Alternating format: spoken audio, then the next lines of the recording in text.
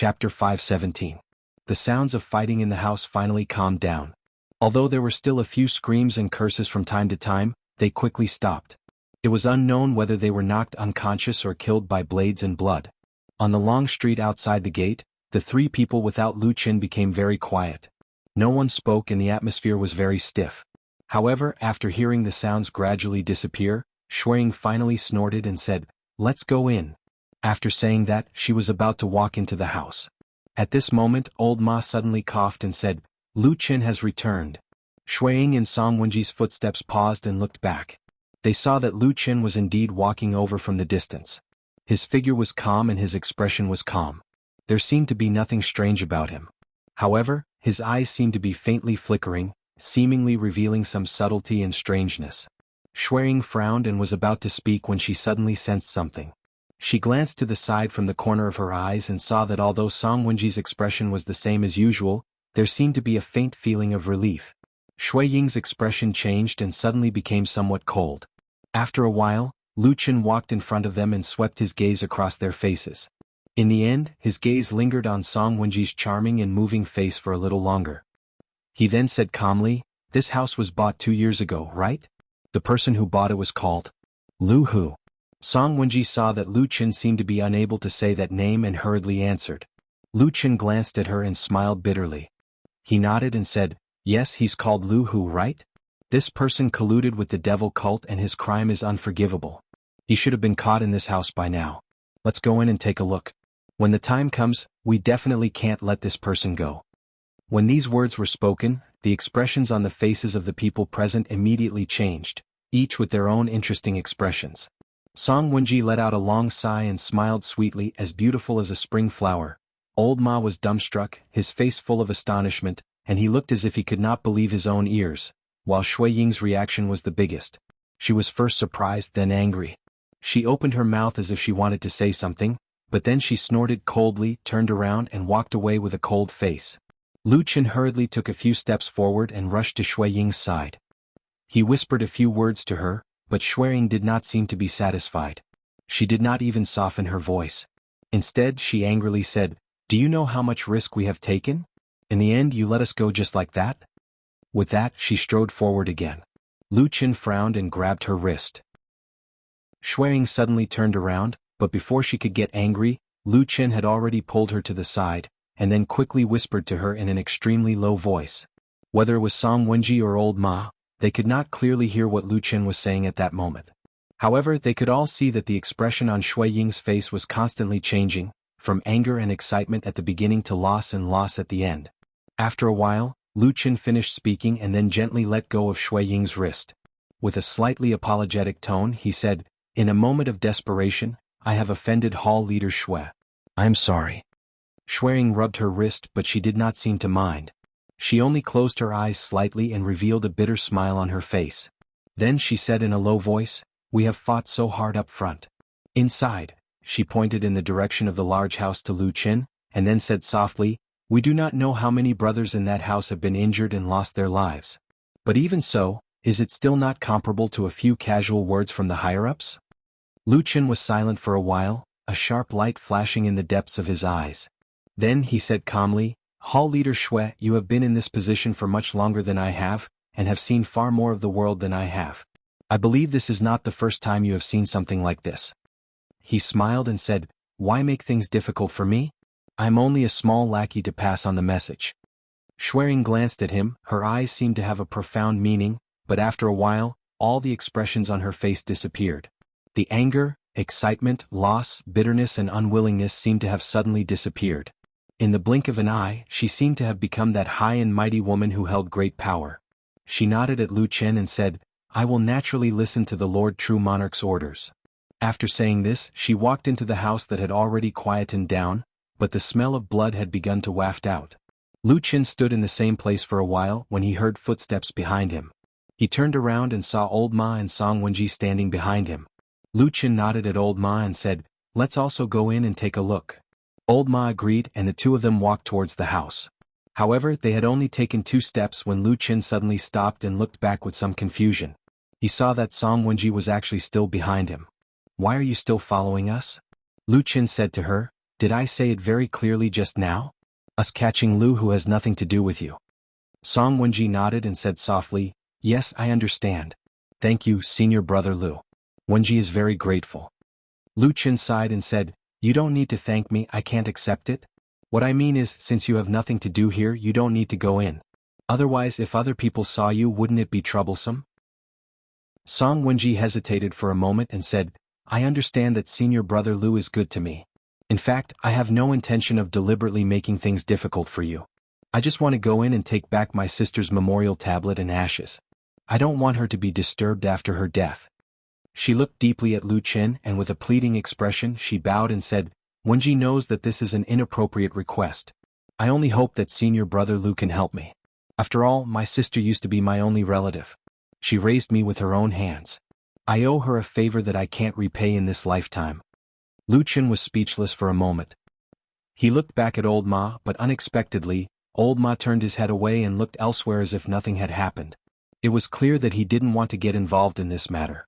Lu Qin smiled bitterly and looked at Song Wenji again.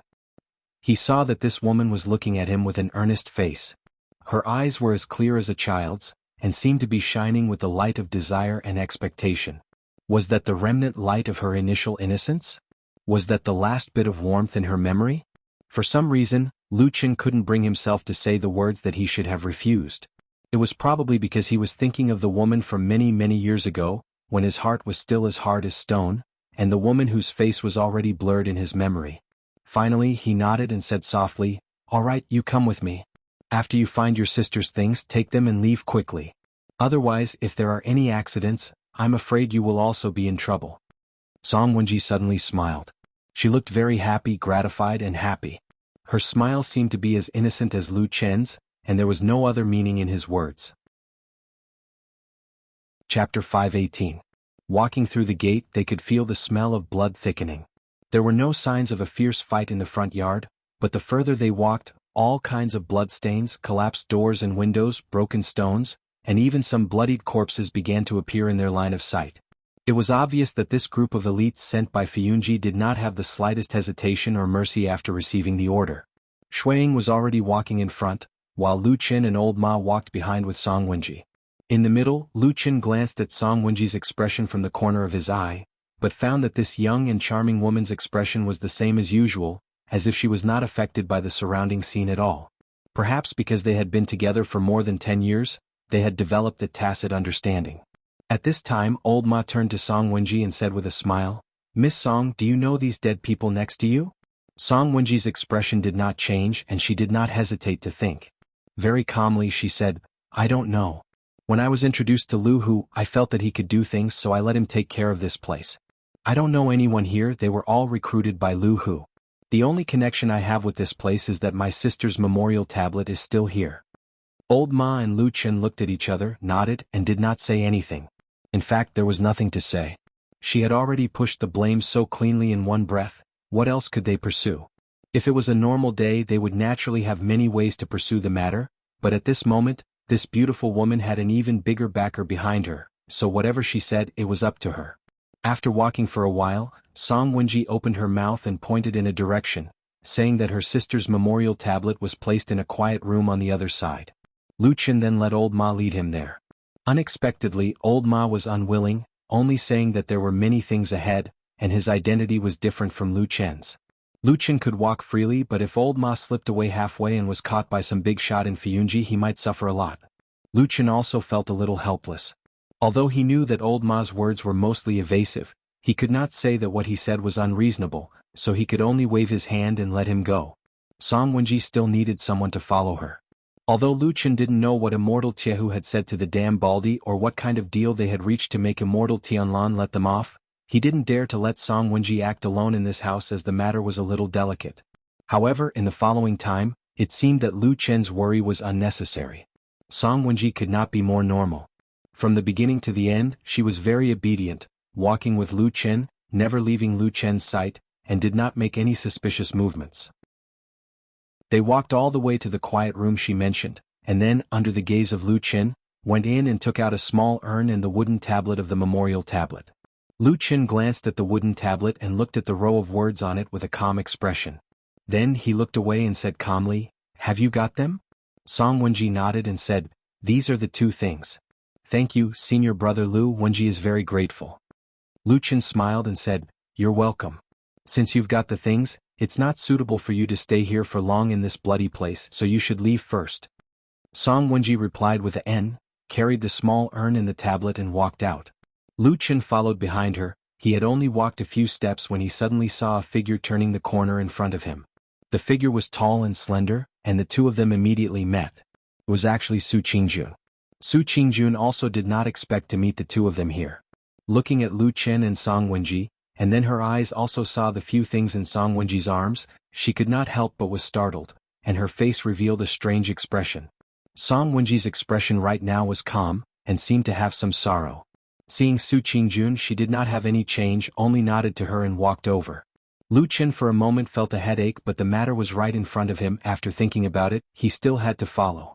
When he passed by Su Qingjun, he softly said, there are evil faction heretics here, be careful. Su Qingjun snorted, with some unhappiness on her face, lightly said, when I was fighting with the evil faction heretics, I did not see you, so you came here. Lu Chen smiled bitterly, wanted to explain, but in the end he shook his head and walked over, and just like that, sent Song Wenji out of the house. After Song Wenji went out, she purposely stopped, turned and smiled at Lu Chen and then said, this time I really have to thank Lu senior brother for your help. Lu Chen said, don't mention it, our relationship as elders is there, it is what I should do. Relationship. Song Wenji muttered, suddenly laughed, but she quickly calmed down, bowed to Lu Chen and turned to leave. But after a few steps she suddenly turned back and said to Lu Chen, if you need me to explain to that sister Su, Lu Chen senior brother, feel free to tell me. Lu Chen rolled his eyes, sternly said, there is no such thing. I walk straight and sit upright, an upright body is not afraid of crooked shadows, there is nothing to explain. After a pause he added, oh, that Su Qingjun and I actually do not have any special relationship, don't think too much so as not to hurt her reputation. Song Wenji smiled. She didn't say anything and just floated away. Lu Chen looked at her back for a while, then turned around and walked back into the house. When he passed by the intersection, he purposely looked at the place where they had met, only to see that it was empty, there was no one there. At this time there were basically no sounds of fighting in the house, but all kinds of noises and shouts were much more than before, rising and falling, gathering in the backyard of the house, occasionally accompanied by a few screams, but they quickly disappeared. Lu Chen quickened his pace and walked towards the backyard. The stench of blood in the air was getting thicker and thicker, and along the way there were corpses strewn all over the place. Just as he was about to see the gate to the backyard, he suddenly heard a loud noise in front of him, as if many people were exclaiming in unison, and then excited voices could be heard. Here, here. There is a secret door, quickly open it. No hurry, be careful of the traps, surround the surroundings first. Where is the trap master? Quickly come and take a look. Hurry, hurry, it's open, it's open. Ha! Suddenly, a scream came from that direction. The voice was mournful, followed by a loud shout. Be careful, there is someone inside. Someone is hiding inside. Is it a big fish? It is not a big fish, maybe it is a big turtle. Finally, someone suddenly said, and the backyard suddenly became silent. After a moment, suddenly there was a burst of laughter, with endless joy, gratification, and excitement. Chapter 519. Even though they were far away, the cheers from the mansion could be faintly heard from the end of the long street. Ordinary people could not hear it clearly, but for divine transformation stage perfected cultivators, as long as they paid attention, they would naturally know what was going on. In the dim room, perfected Lord Tianlan and perfected Lord Tiehu had already sat down. When there were no outsiders present, the two of them seemed to be much more casual. They did not really care whether they were sitting on an ordinary wooden chair or a throne or a lotus seat in one of the lofty palaces on Sky Dragon Mountain. However, the room was still very quiet. Neither of them spoke, and it was precisely because of this that the burst of cheers sounded a little clearer. After a while, perfected Lord Tiehu suddenly broke the silence and said, do you think that the person we caught is Elder Ghost? Perfected Lord Tianlan thought for a while, then shook his head and said, probably not. If that guy was caught so easily, he wouldn't have been able to hide from us for decades in the Immortal City.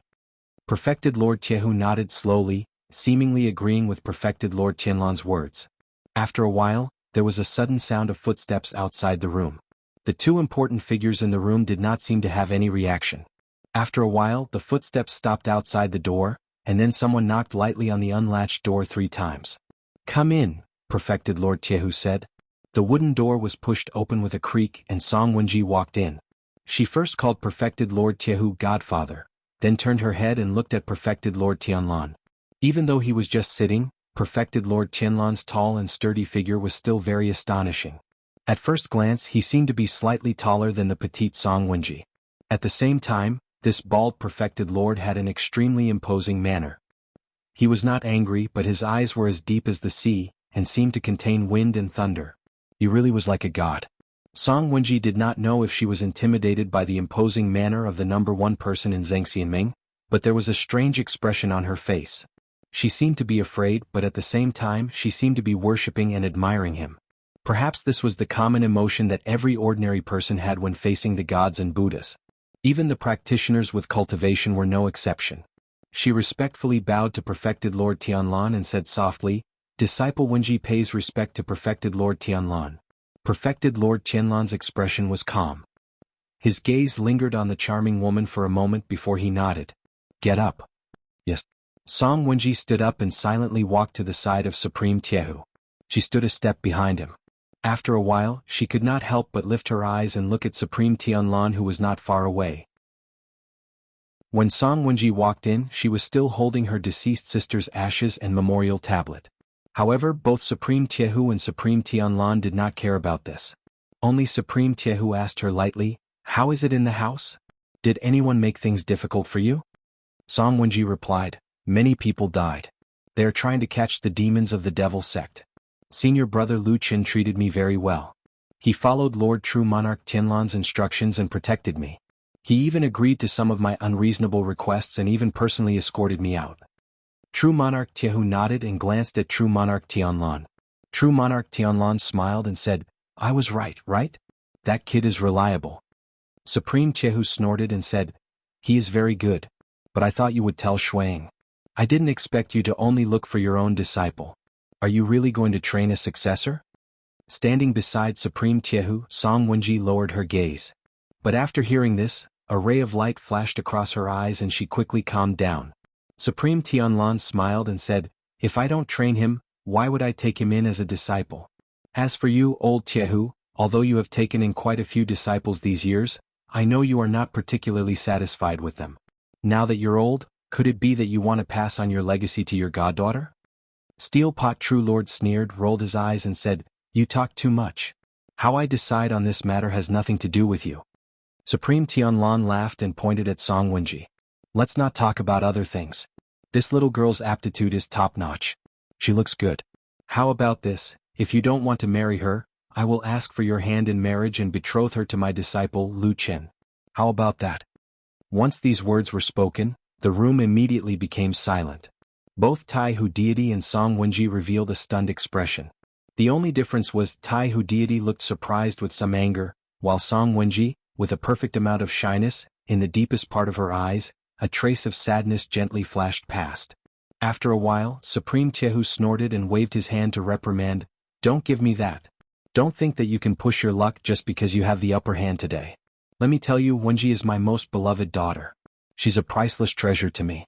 Even if you give me the most precious treasure in the world, I won't do it, not to mention giving her back to your disciple as his wife. You'd better give up on this idea." Supreme Tianlan shook his head and smiled. He turned to look at Song Wenji and said, "You are really stingy. You talk big, but why don't you listen to what the little girl is thinking? What if she likes my disciple?" As he said this, he drew a big circle in front of him and said with a smile, "Little girl, let me tell you, in the future all my properties may be passed on to Lu Qin. If you marry him, you won't have to worry about anything for the rest of your life. How about it, are you willing?" Supreme Tiehu looked a little annoyed but he seemed to have thought of something. He turned his head and looked at Song Wenji suspiciously saying, "Wenji, what are you thinking?" Song Wenji bit her lips and knelt down in front of Supreme Tiehu. She said, "Godfather, you have done so much for me. Without you there would be no Wenji. Wenji has no request. I only wish to serve Godfather for the rest of my life. I only hope that Godfather will take pity on me and not drive me away. Otherwise I can only be a lonely soul with no one to rely on." At the end of her words, her shoulders trembled and her body trembled. She seemed to be crying as if she was very sad. Supreme Tiehu was shocked. He quickly stood up and helped Song Wenji up. Her face was full of tears, like a pear blossom in the rain. True Monarch Taihu's face revealed a pained expression as he said, "Why did you do this? Why did you do this? My dear daughter, don't cry. I have no such intention, no such intention." As he said that, he turned around and glared at perfected Lord Tianlan, saying angrily, "You're a perfected lord after all. How dare you spout such frivolous words to scare my obedient daughter?" True Lord Tianlan stared deeply at True Lord Tiehu, only to see him hurriedly comforting the crying Song Wenji. His expression was anxious, and he did not have the bearing of a spirit-severing true lord at all. Supreme Tianlan was amused. He let out a sigh of relief and apologized with a smile. He then stood up and walked out of the house, leaving the godfather and goddaughter alone. True Lord Tianlan looked at the sky as he stood on the long street. Then he looked at the bustling house in the distance and the sounds of fierce fighting that once again rang out. He also heard the comforting words coming from the house behind him. A deep smile appeared on his face. With his hands behind his back, he looked up at the sky. At that moment, he felt that all the living beings in the world were probably just mediocre people. With a flip of the palm, the clouds and rain were overturned. There were few difficult things in the world. Chapter 520. Lu Qin saw the secret door. It was in the back garden of the mansion under a rockery. It seemed to have blended in with the surrounding rocks and plants. It was almost flawless, and ordinary people would not be able to discover it at all. But it was a pity that the group of people who surrounded this place today were not ordinary people. In the long history of fighting with the devil sect, Fuyunji had long developed from an unknown small sect of Zhangxianming to a huge, terrifying, and even somewhat abnormal powerful organization. In the Fuyun division, apart from the most famous cultivator assassins and the ever-present and mysterious shadow, there were also all kinds of talents, including astronomy, geography, metaphysics, mechanisms, geomancy, and so on. They had everything you could think of. On such an important day, and also in the immortal city where the headquarters of Zhangxianming and Fuyunji were located, there was no lack of talents. Therefore, this ingeniously hidden secret door did not hide for long before it was discovered by the people in Fuyunji who specialized in this field. At this moment, the fighting in other places in the house had basically stopped. Although the situation was tragic, blood splattered everywhere, corpses were everywhere, but the winner was undoubtedly Fuyunji. In the immortal city, if there was an open battle, the forces that wanted to fight against Zhangxianming and Fuyunji was tantamount to a fool's dream, seeking their own death. As a result, the people of the Floating Clouds Agency had already filled up this back garden. At a glance, one could see a dense crowd of cultivators. Countless of them held blood-stained weapons, and their bodies were covered in blood. Their expressions were either solemn, excited, or ferocious. They all had blood-stained smiles on their faces as they surrounded the secret door. The so-called unable to escape even if given wings, was probably like this. The entrance of the secret room was very narrow. This was also a common characteristic of most secret rooms in the world, although there were many people in Fuyunji, but due to the terrain they could not swarm in. Probably because of this, until now the people in the secret room were still stubbornly resisting.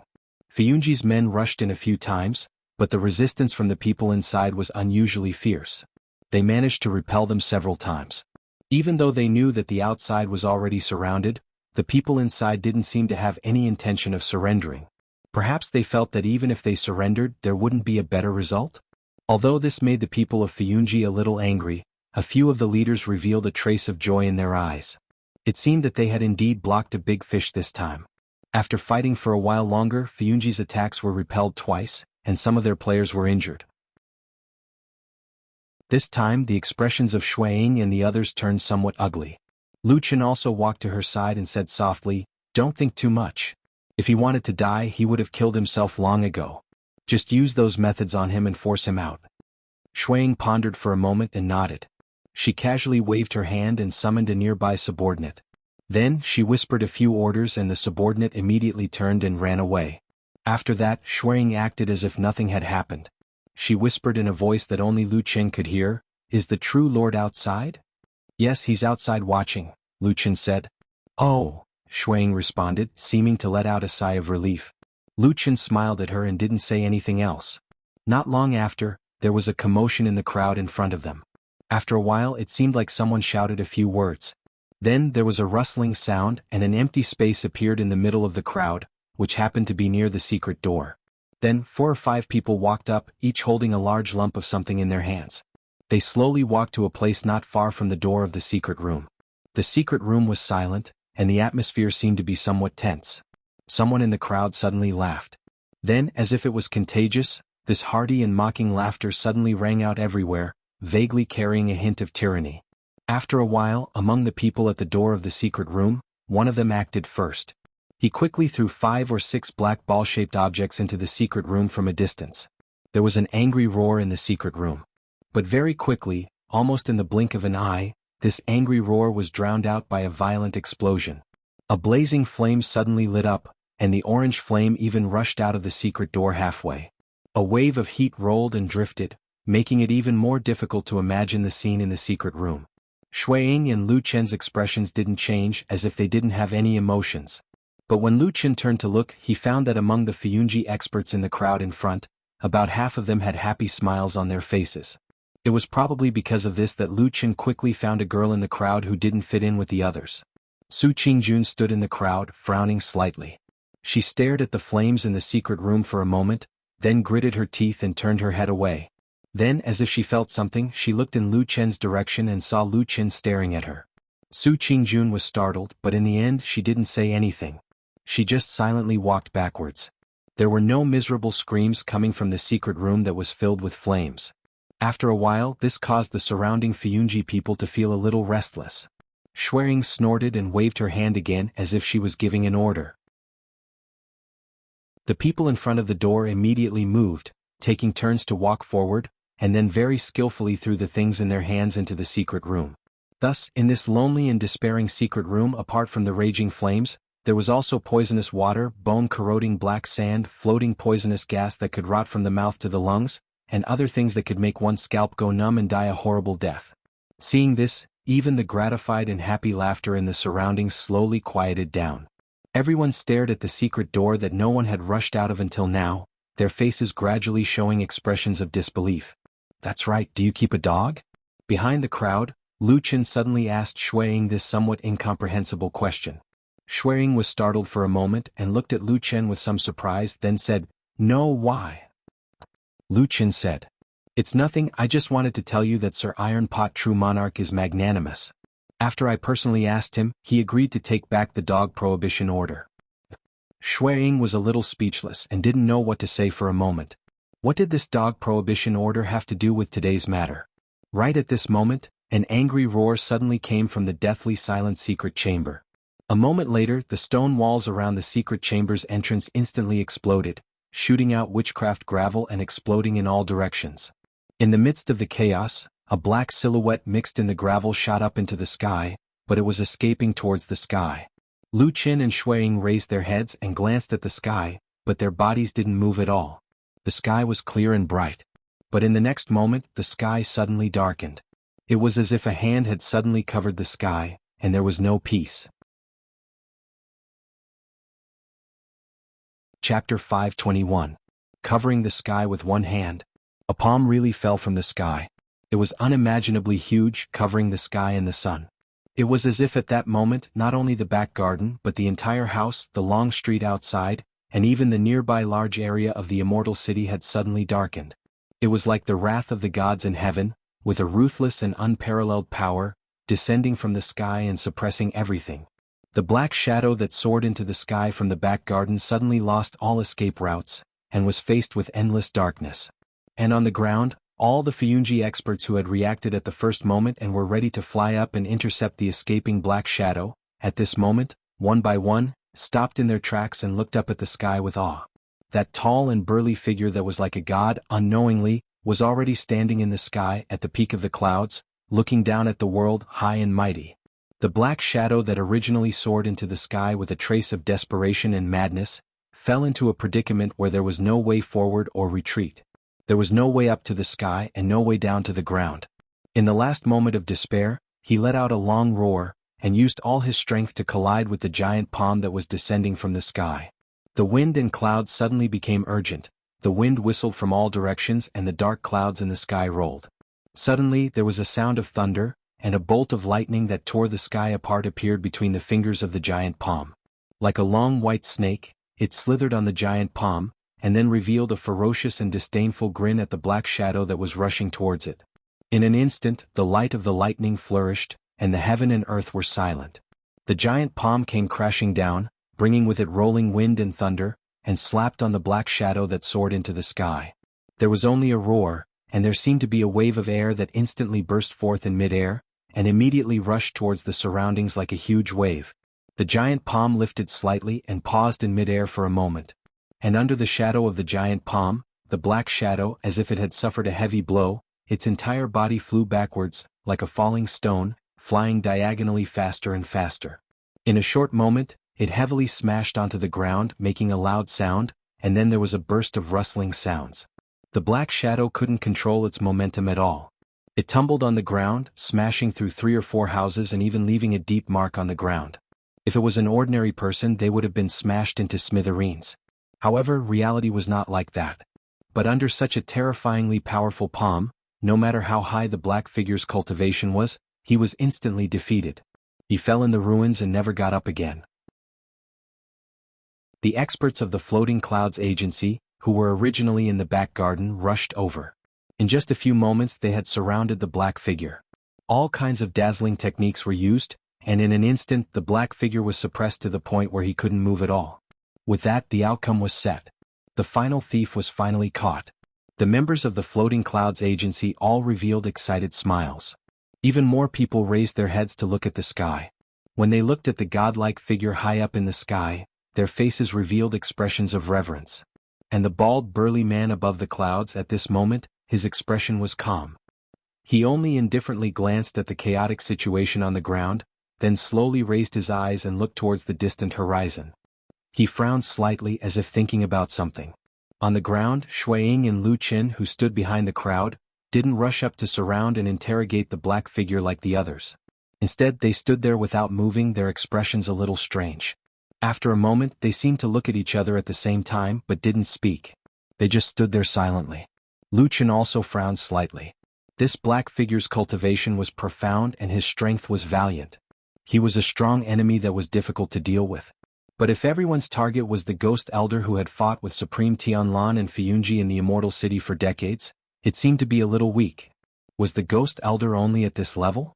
Or could it be that this time that crafty and treacherous old turtle was once again hiding in some dark corner, continuing his evil deeds?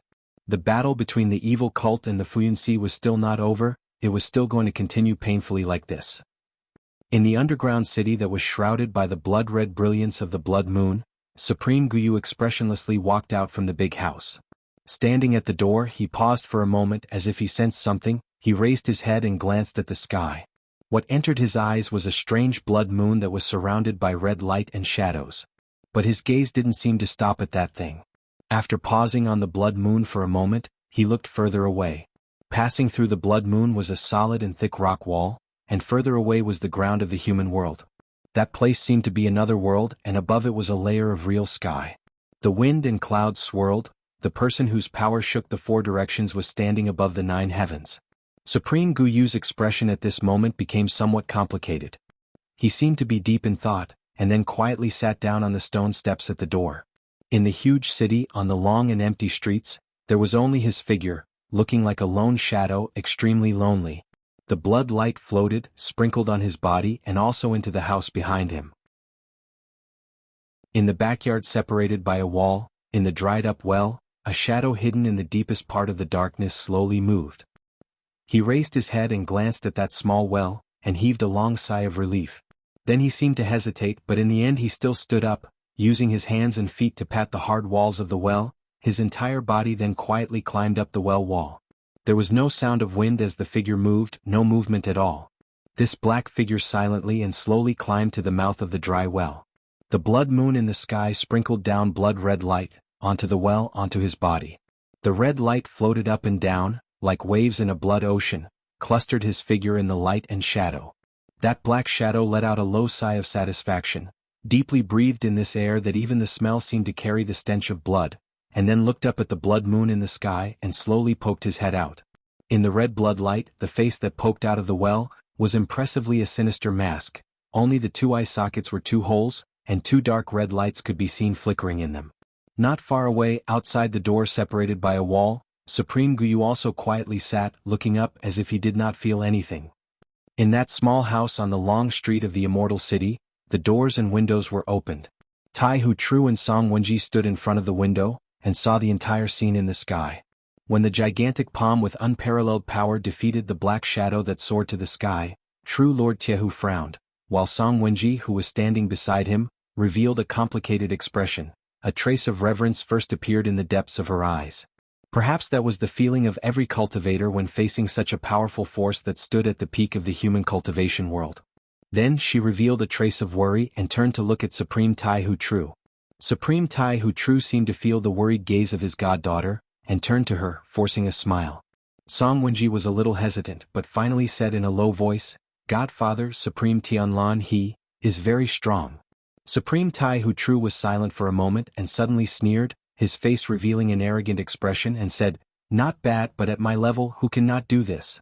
This person is frivolous and purposely wants to show off to the world for an undeserved reputation, and is only SOSO. After speaking, he turned and walked away. Song Wenji took one last look at the figure in the sky outside the house. The corner of her mouth slightly revealed an imperceptible smile, and hurriedly followed Supreme Tai Hu Tru. Chapter 522. Chen He, who was in the crowd, squeezed through the people around him and walked out. His face was ashen as he turned to look at his surroundings. He quickly found Shuiying and Lu Qin, who were standing behind the crowd and had not come over to join in the fun. He stood where he was and hesitated for a moment. Then he walked over with an ugly expression. He even had to take a deep breath to calm himself down before saying to the two of them in a deep voice, "That is not Elder Gue." Shuiying and Lu Qin looked at him and did not say anything. After a moment of silence, Qin He said, "That person is called Fan Tue. He is the leader of the demon sect in the western continent. He has been doing well over the years and is highly regarded by Elder Gue. He was deployed to the Celestial City with the intention of nurturing and putting him in an important position." Qin He did not finish his sentence because the outcome was right before his eyes. Clearly this high-ranking member of the demon sect, Fan Tue, was very unlucky. It was an important opportunity for him to achieve meteoric success. However, he had coincidentally encountered a series of heavy blows to the demon sect from Fuyunji. It was naturally impossible for him to achieve his ambitions now. He was even forced to hide here and was eventually captured alive. It could be said that he was unlucky. However, there was no joy on the faces of Lu Qin and Shuiying. The two of them looked at each other and saw a hint of worry and disappointment in their eyes. Their most important and biggest target, Elder Gue, who was the key to completely destroying the demon sect, where was he hiding? Could it be that this sinister and cunning enemy who had fought with the people of Fuyunji for decades, would still be pestering Zhang Xianming in the Celestial City? Even though perfected Lord Tianlan had clearly held back and did not kill Fan Tue, it was not easy to fall into the hands of a divine transformation stage perfected lord, someone who had the power to be Zhang Xianming or even the most powerful person in the world. Fan Tue faced this divine transformation stage perfected lord head-on and was defeated on the spot. Even though he did not die on the spot, his internal organs were shaken and his meridians were in a mess. He fainted on the spot and remained unconscious for 3 days and 3 nights. During this period, Fuyunji had brought people back to Mount Tianlong. Of course, it was not just Fan Tue. There were also other demons from the demon sect that were captured in the house. Harboring evildoers of the devil cult was a serious crime. Of course, the owner of the house had to be held accountable, because it was very likely that the owner of the house was inextricably linked to the devil cult. He might even be a member of the devil cult. Due to various reasons, the original owner of the house disappeared from sight, and all the blame was placed on a man named Lu Hu. Everyone soon discovered that this man had died in that fierce battle in a corner of the house. Then everything was perfect. The only and had not had the demon sect and had and had and had and had and had and had. In the end, the demon sect was still weak. Given the situation, those who had escaped would not be able to overturn the situation. After this vigorous but peaceful encirclement, peace was restored on Mount Tianlong. After all, without capturing Elder Ghost, it could not be said that the evil cult had been completely destroyed. Therefore, the original days were still going on as usual. At most, there were more people in the prison who were prepared to interrogate and investigate. However, in Zhang Xianming there were still some changes that were discovered. The relationship between the two major factions in Zhangxiameng, the Heavenly Law Hall and Fuyunji, seemed to have eased recently. Although the two high and mighty perfected cultivators in the divinity transformation stage did not show up and directly say anything, smart people and conscientious people were the last things that were lacking in such a powerful organization as Zhangxiameng. They had been paying attention to the situation in the Alliance of Immortals all the time, carefully searching for every opportunity and trend that might affect them. And for so many years the news in Zhangxiameng could not be completely kept secret. Everyone felt that it was like a sieve that leaked information everywhere. In fact, it was indeed a sieve. Speaking of which, it was a very interesting thing. Even if one was as strong as a perfected lord of the soul formation stage, even if his name shook the world and his prestige shook the celestial city, no matter how strong he was or how powerful he was still powerless against things like rumors. This was probably the reason why the human heart could never be controlled. But fortunately, there were too many smart people in this world. Since they could not control the rumors, they would instead add vinegar to the rumors and release more confusing words that made it difficult to distinguish between truth and falsehood. Naturally, they could also make people confused and at a loss for what to do. Therefore, during this period of time, Mount Celestial Dragon looked peaceful, but the rumors in private were like waves, coming wave after wave. Today it was the Fuyun division that suffered a great loss and was fooled by Elder Ghost, so they didn't manage to catch the culprit. Tomorrow, it was the True Lord Tianlan's ingenious plan and meticulous arrangement that defeated the last force of the devil cult in the Celestial City in one fell swoop. The day after that, there was someone who stood out and said with certainty that the reason why this battle was so successful was because True Lord Tai Hu and True Lord Tianlan disregarded their former enmity and cooperated with each other sincerely. As expected, these few deity realm true lords were all great figures who cared about the world and placed the righteous path of the world above all. The rumors were like a mess of flowers, clouding people's eyes. It was hard to distinguish between truth and falsehood. But during this period of time, it was true that perfected Lord Tai Hu did not open his mouth to criticize or berate Fuyunji. Those who thought that the two factions had reconciled also used this as evidence. But in this chaos, there was a small matter that did not attract attention. At most, it was a piece of news that people found a little strange and then forgot about after hearing it. It was said that perfected Lord Tai Hu had passed down an order to withdraw the dog ban that was previously issued. Most of the cultivators in the world did not keep dogs. Very few cultivators who kept pets had to keep all kinds of different kinds of strange birds and beasts. The remaining number was really pitiful. So, when this dog ban was first issued, although it was surprising, it did not cause too much controversy in the Celestial City. Everyone treated it as if it did not exist. But now that it was suddenly cancelled, everyone just listened and laughed. Most people did not care and just thought that it was a sudden impulse of that perfected Lord Tai Hu. In any case, if you cultivated to the realm of perfected Lord of Deity Transformation, of course you would be qualified to do this. However, only 4 people in this world knew that the reason why perfected Lord Tai Hu did this was because that day in the small house on the long street, after perfected Lord Tianlan and perfected Lord Tai Hu had reached an agreement on all the conditions, Lu Chen suddenly and very politely added this condition to perfected Lord Tai Hu. This suggestion seemed a little rude and unnecessary, but that was what Lu Chen said. And the strange thing was, perfected Lord Tianlan seemed to agree very much. Before perfected Lord Tai Hu lost his temper, he smilingly included this request in his own request, and also suppressed perfected Lord Tai Hu's temper. So, in the end, this huge pursuit ended silently. There was not much change in Lu Chen's life. The only one who benefited the most was a strong black dog. On that day the black dog was released and no longer restrained by anyone.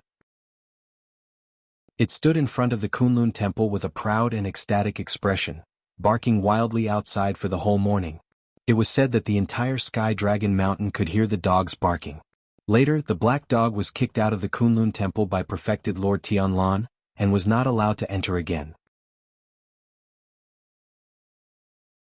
Chapter 523. Although they did not manage to catch Elder Ghost in that arrest, but this operation was still like giving the evil faction, which was already on its last breath, a heavy stab, stabbing into the heart, hurting into the bones. From that day onwards, the ghost-like shadow that had been floating in the immortal city for many years finally quieted down. There was no more movement about the evil sect, nor any news related to Elder Ghost. Everything seemed to have sunk into the water, into the darkness, and from then on, there was no more sound. Most of the people thought that the evil sect's power was gone and there was no turning back. Shuiying, Lu Chen, Old Ma, and that Chen He who sought refuge all thought so.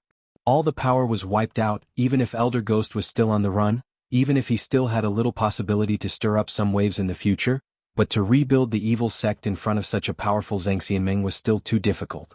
Sky Dragon Mountain calmed down. Of course, that was only on the surface. In the era of prosperity, the undercurrent under the huge organization would never stop, there would always be all kinds of things happening. After eliminating the foreign enemies, it was time for everyone to plot against each other for their own interests. No, it could even be said that this era had already arrived. Everyone was already very familiar with the open and veiled struggles. The only difference was that in the past there was still Fiyunji. Because of the persistence of Lord Tianlan and some other reasons, he kept chasing and biting the evil sect like a mad dog. Relying on Lord Tianlan's rare talent, relying on Fiyunji's growing strength and all kinds of ruthless and decisive methods, the evil sect was slowly suppressed, and Zhang Xianming won the reputation of the world. Now it was a new era, it was time to do something else. For example, they would stab their partners who were also allies of the Immortal Alliance and the Righteous Path with a smile, snatch their business, curse them, spread rumors, and then criticize them righteously. In the end, once they gained power, they would kill their friends. Finally, this era had arrived. Have you been waiting for this day for a long time, or have you been resisting for this day to come? That day, when Lu Chen and Lord Tianlan were chatting in the Kunlun Hall, he asked him directly. Lord Tianlan thought for a while, then said with indifference and arrogance, "Never thought about it. Anyway, with my current achievements, it should be others who plot against me, right?" Lu Chen did not believe a word he said. "Nonsense, I don't believe you when you say you don't plot against others." Lord Tianlan laughed and said, "Brat, can't you say something nice?" Lu Chen said, "Oh, Master is kind, humble and gentle. You should be careful of the people in the Celestial Alliance who have evil intentions and want to harm you. You can't underestimate them." Lord Tianlan clapped and smiled, nodded and said, "Well said." Lu Chen rolled his eyes and said after pondering for a moment, "What should we do next?" Lord Tianlan said, "That old tortoise is hiding somewhere right now and refuses to come out no matter what. It's indeed hard to find, but we can't just give up. Don't bother about this for now and leave it to Shuiying and Fiyunji." Lu Chen nodded. Lord Tianlan continued, "I have something important that I need your help with, and it has to be you." When Lu Chen saw Lord Tianlan retract his smile and turn solemn at this point, he could not help but be stunned. He sat up straight and nodded. "What is it?"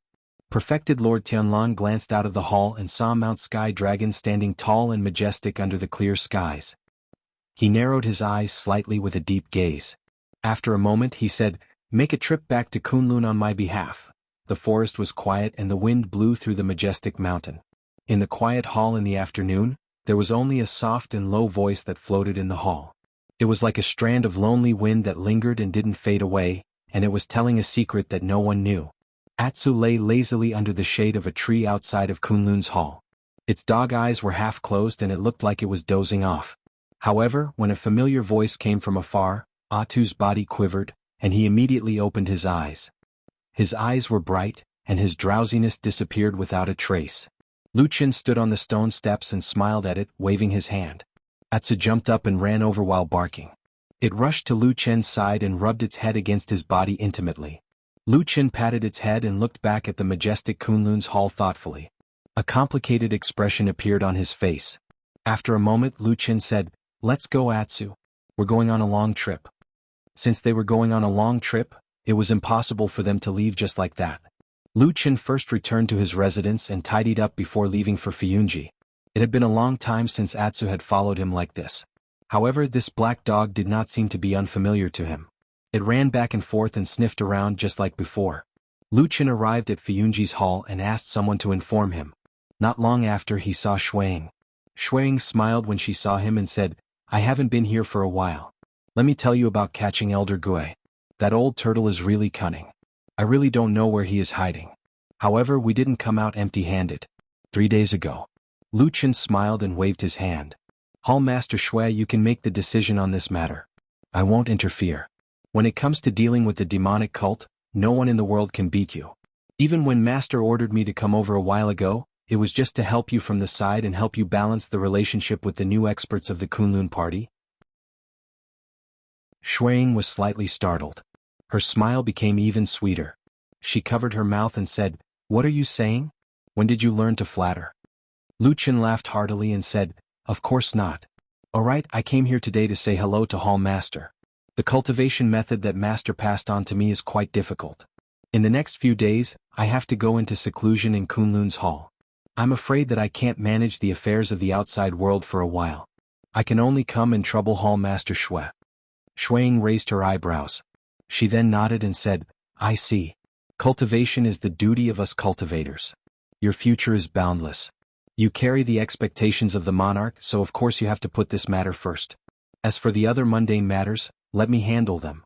You can rest assured and cultivate. Luchin smiled and cupped his hands. Thank you very much. The two of them chatted for a while and handed over some of the chores during the conversation.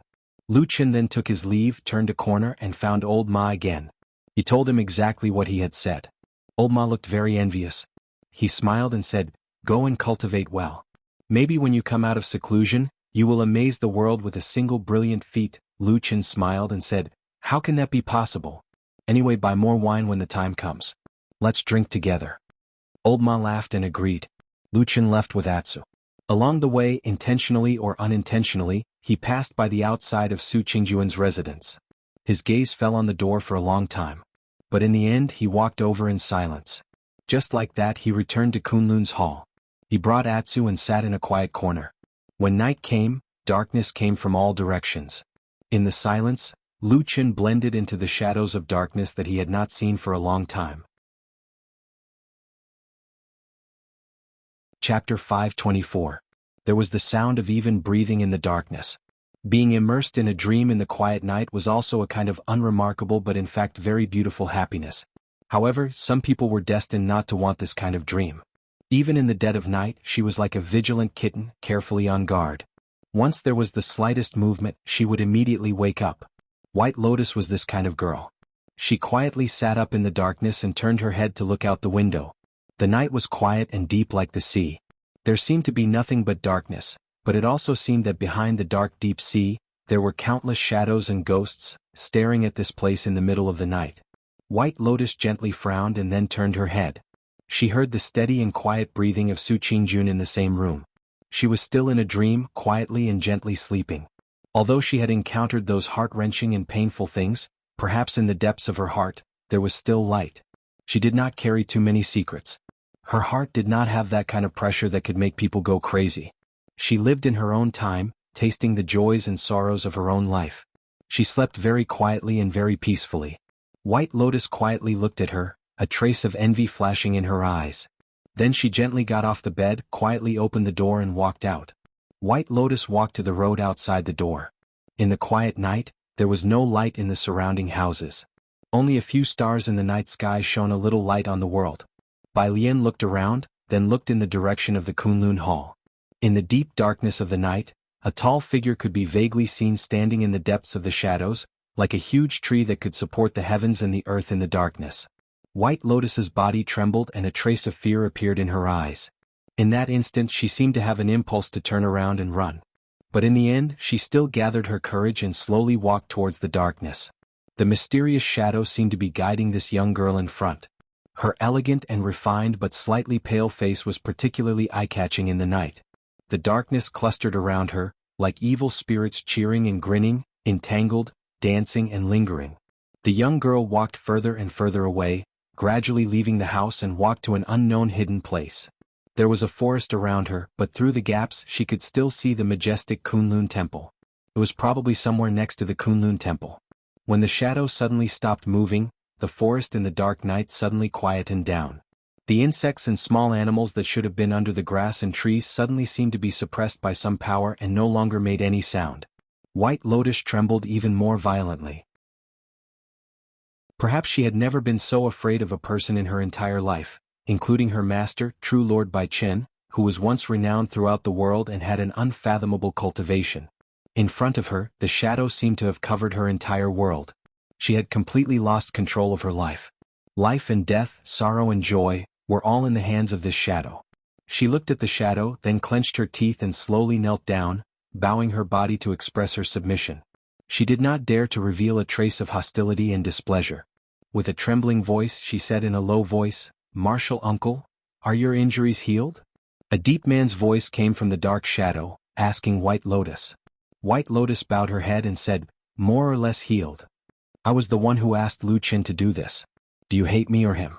White Lotus's body stiffened on the ground, then she said in a low voice with a trace of determination, No, I don't hate anyone. I did these things willingly. The shadow moved then slowly turned around. Under the faint light, the tall and burly figure of perfected Lord Tianlan was revealed. Even in such a dark corner, his big bald head seemed to stand out. This man, who stood at the peak of the entire human race, looked at the girl who knelt on the ground and did not dare to raise her head. There was a trace of contempt on his face, but it was unknown whether he was looking down on White Lotus's insincere words or indifferently looking down on all the people in the world. Perhaps he did not even bother to expose White Lotus's insincere words. He just gently waved his hand and said, You did well last time. You would rather die than resist. It seems that your heart is still honest. Bai Lian's head touched the ground of the forest. Feeling the slightly moist and cold soil, she closed her eyes. After a while she said softly, Martial uncle, please do not worry.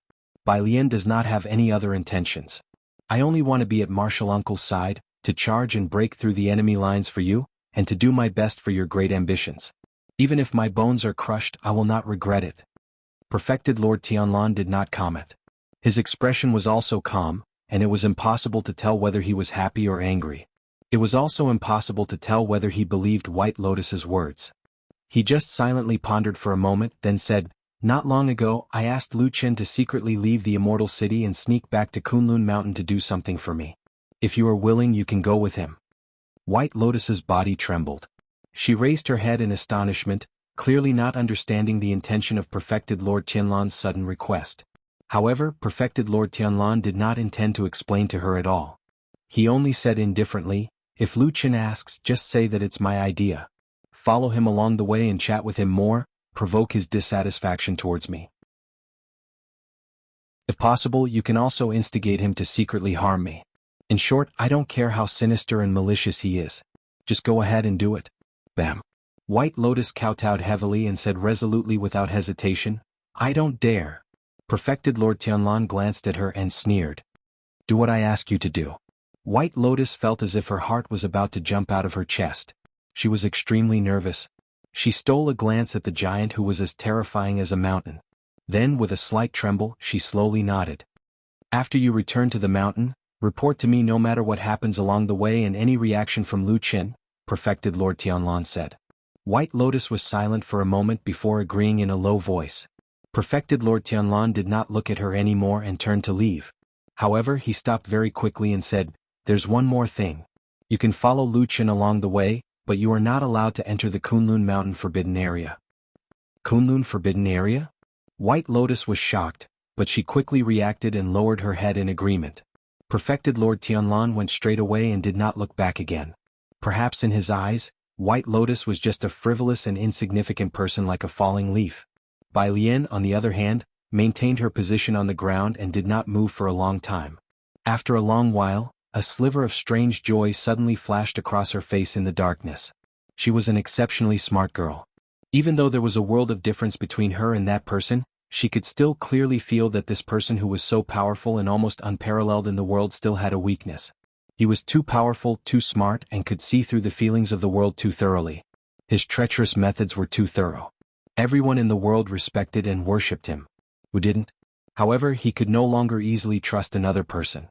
Even though he was willing, liked, cultivated and chose such a successor, and he wanted to hand over all his properties to him, but he could not control his suspicions. The endless suspicions that he could not completely trust a person. It was a shadow that he could never get rid of in the darkness. It always entangled and followed behind that tall and burly figure like a venomous snake. From time to time, it revealed its sharp poisonous fangs and dripped transparent but fatal venom. Chapter 525. In the dead of night, darkness shrouded the earth. In the main hall of Kunlun, there was still some light because there were some everlasting lamps that were lit in several places. However, this light was very weak and could not illuminate too far away. It also could not shine on Lu Chen's body. The black dog was lying next to Lu Chen. It did not sleep as it usually did but looked a little uneasy. From time to time it would turn its head to look around, but most of the time, it would look at the tall lotus throne in the center of the main hall. Although there was no one there at the moment, in its eyes, there seemed to be some vigilance and even hostility. Perhaps the person who sat on it was too powerful, and one day he was annoyed by the dog's barking and kicked it away. In contrast, Lucien was much calmer. He sat quietly with his eyes closed from beginning to end. It was not until late at night when everything was quiet that he opened his eyes. After looking outside the main hall, he said to Atsu, "Let's go." Atsu stood up, wagged its tail and trotted towards the door. It did not seem to have any nostalgia for this place and seemed to dislike it very much. Lucien also walked out of the main hall. The few spots of light in the main hall of Kunlun could not extend outside at all, so the darkness rushed in like a tide, crowding him in the shadows. Atsu turned its head to look at him. Perhaps because it was standing in the darkness, Lucien suddenly found that its eyes had turned into a light green again. It was a little different from when it came to Immortal City. The color was a little lighter, but it was clearer, like a gem that had a little dust on its surface, becoming more beautiful. He smiled and reached out to touch Atsu's head. Then he strode down the stairs and walked into the darkness of the night. In the conversation before he left, Perfected Lord Tianlan had already explained most of the things to Lucien. As for why he did not personally make a trip for such a confidential matter, Perfected Lord Tianlan also explained the reason to Lucien. He said that it was a critical moment in Zhangxianming where undercurrents were surging and danger lurked everywhere. He really could not leave and had to guard the situation here. Once he left the city rashly, a great change would probably occur. To this day, Zhangxianming had almost annihilated the devil cult and the world had submitted to him. Fiyunji's name was known throughout the world and everyone was in awe of him. Whether it was Zhangxianming or Lord Tianlan, their reputation and prestige were at the peak for the past hundreds of years. But now, Perfected Lord Tianlan said that danger lurked everywhere? But he said that a great change was about to happen? Lucien did not refute this nor did he ask further. He just calmly accepted this strange and important secret mission. Then, after announcing to the public that he was in seclusion, he quietly left the giant city where the center of power in the cultivation world was located. For many years he seemed to be a person born in the dark. Whenever the night came, he would appear especially like a fish in water and could even do some things that ordinary people could not imagine. Of course, this night, he would no longer transform into the cold murderous shadow killer in his dusty memory. He just quietly took Atsu and hurriedly left the immortal city. There were no accidents along the way and the journey was very smooth. Although it was not a particularly gratifying thing, the moment Lucien walked out of the immortal city, he still felt a sense of relief. When he turned his head and looked into the distance, he suddenly realized that the city that was like a giant beast quietly creeping in the darkness of the night, he actually felt a kind of unconsciously tension and pressure every day he was in there. Lucien stood where he was for a while and then let out a long sigh. He turned around and called out to Atu, who looked far more excited than he was, who was happily scuttling through the bushes in the surrounding wilderness, sniffing and jumping madly. Lucien was about to continue on his way. But at this moment, Lucien and Atsu, who was running over not far away, suddenly sensed something and turned their heads to look at a certain place hundreds of feet away. It just so happened to be the border between the immortal city and the outside world. Under the dim light and shadows of the night, a few figures suddenly soared into the sky and quickly descended. Then they started fighting fiercely in the darkness. The sound of weapons clashing, roars, cold snorts, and screams quickly spread out in the oppressive atmosphere. It seemed that a few people were besieging a young girl, and both sides were very fierce and decisive. Every time they attacked, it seemed like they wanted to kill the other party completely. Lucien frowned and looked over there for a while.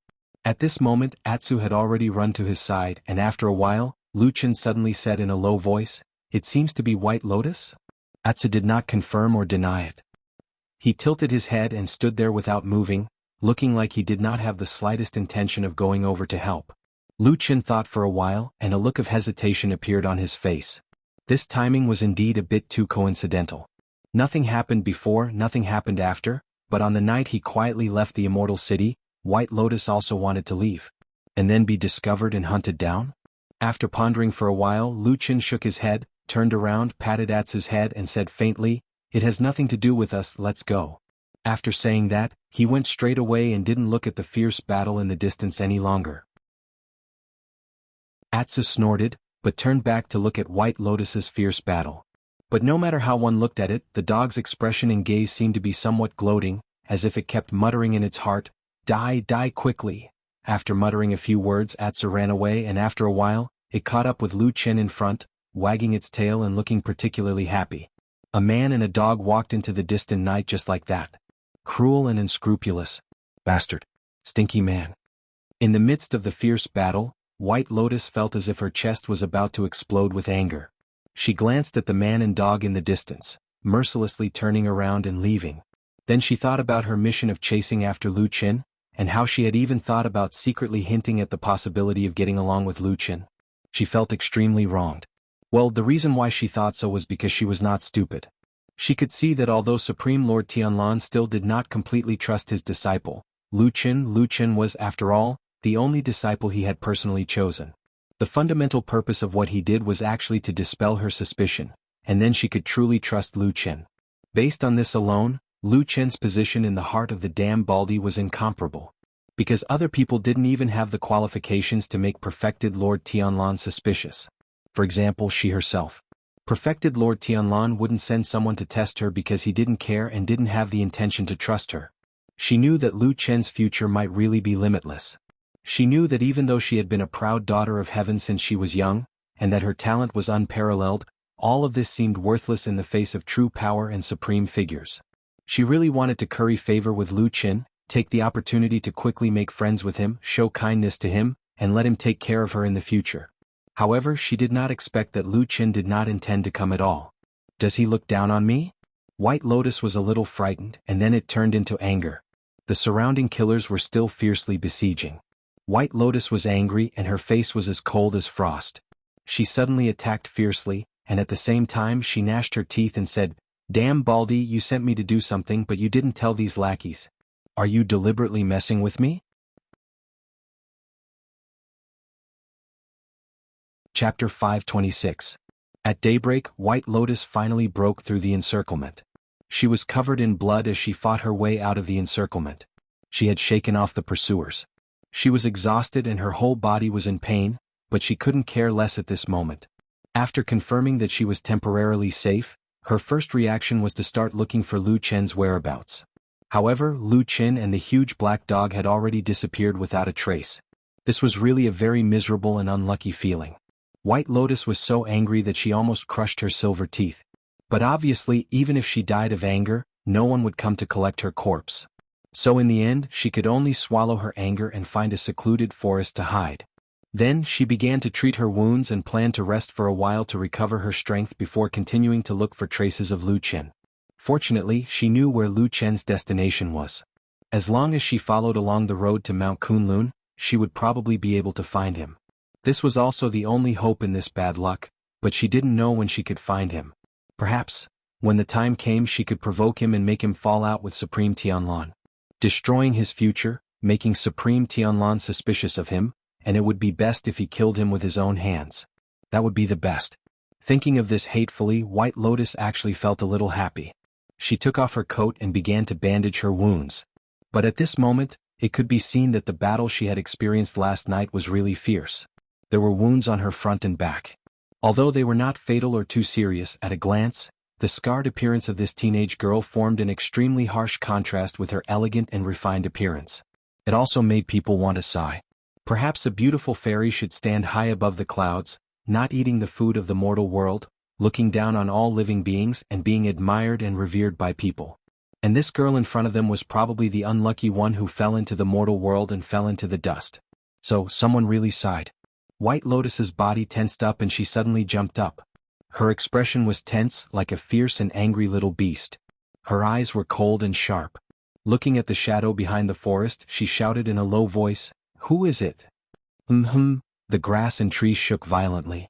Then a black dog ran out from the shadows of the plants. It stood there and didn't come over. It just looked at White Lotus and barked. White Lotus was stunned for a moment, and a trace of astonishment flashed across her face. But somehow her body slowly relaxed.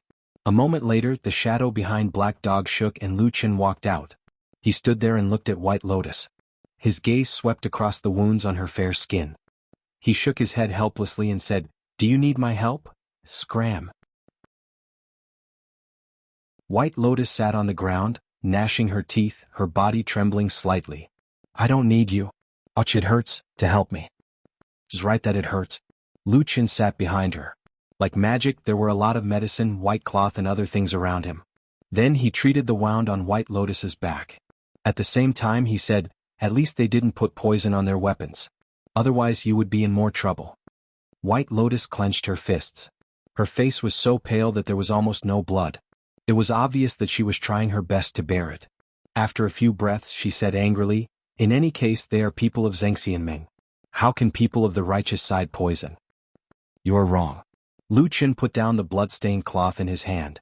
Then he took the medicine and gently sprinkled some white powder on White Lotus's wound. White Lotus's body trembled. She sucked in a breath of cold air. Her voice was hurried and she groaned a few times. But in the end she managed to hold it back. Lu Qin put down the medicine bottle and said, "When it comes to sinister methods like poisoning, there is really no one in the world who can compare to us Zhengxianming. Oh, especially in Fiyunji. That is a place where talents and experts gather. So, you were lucky to be able to escape last night." White Lotus was silent.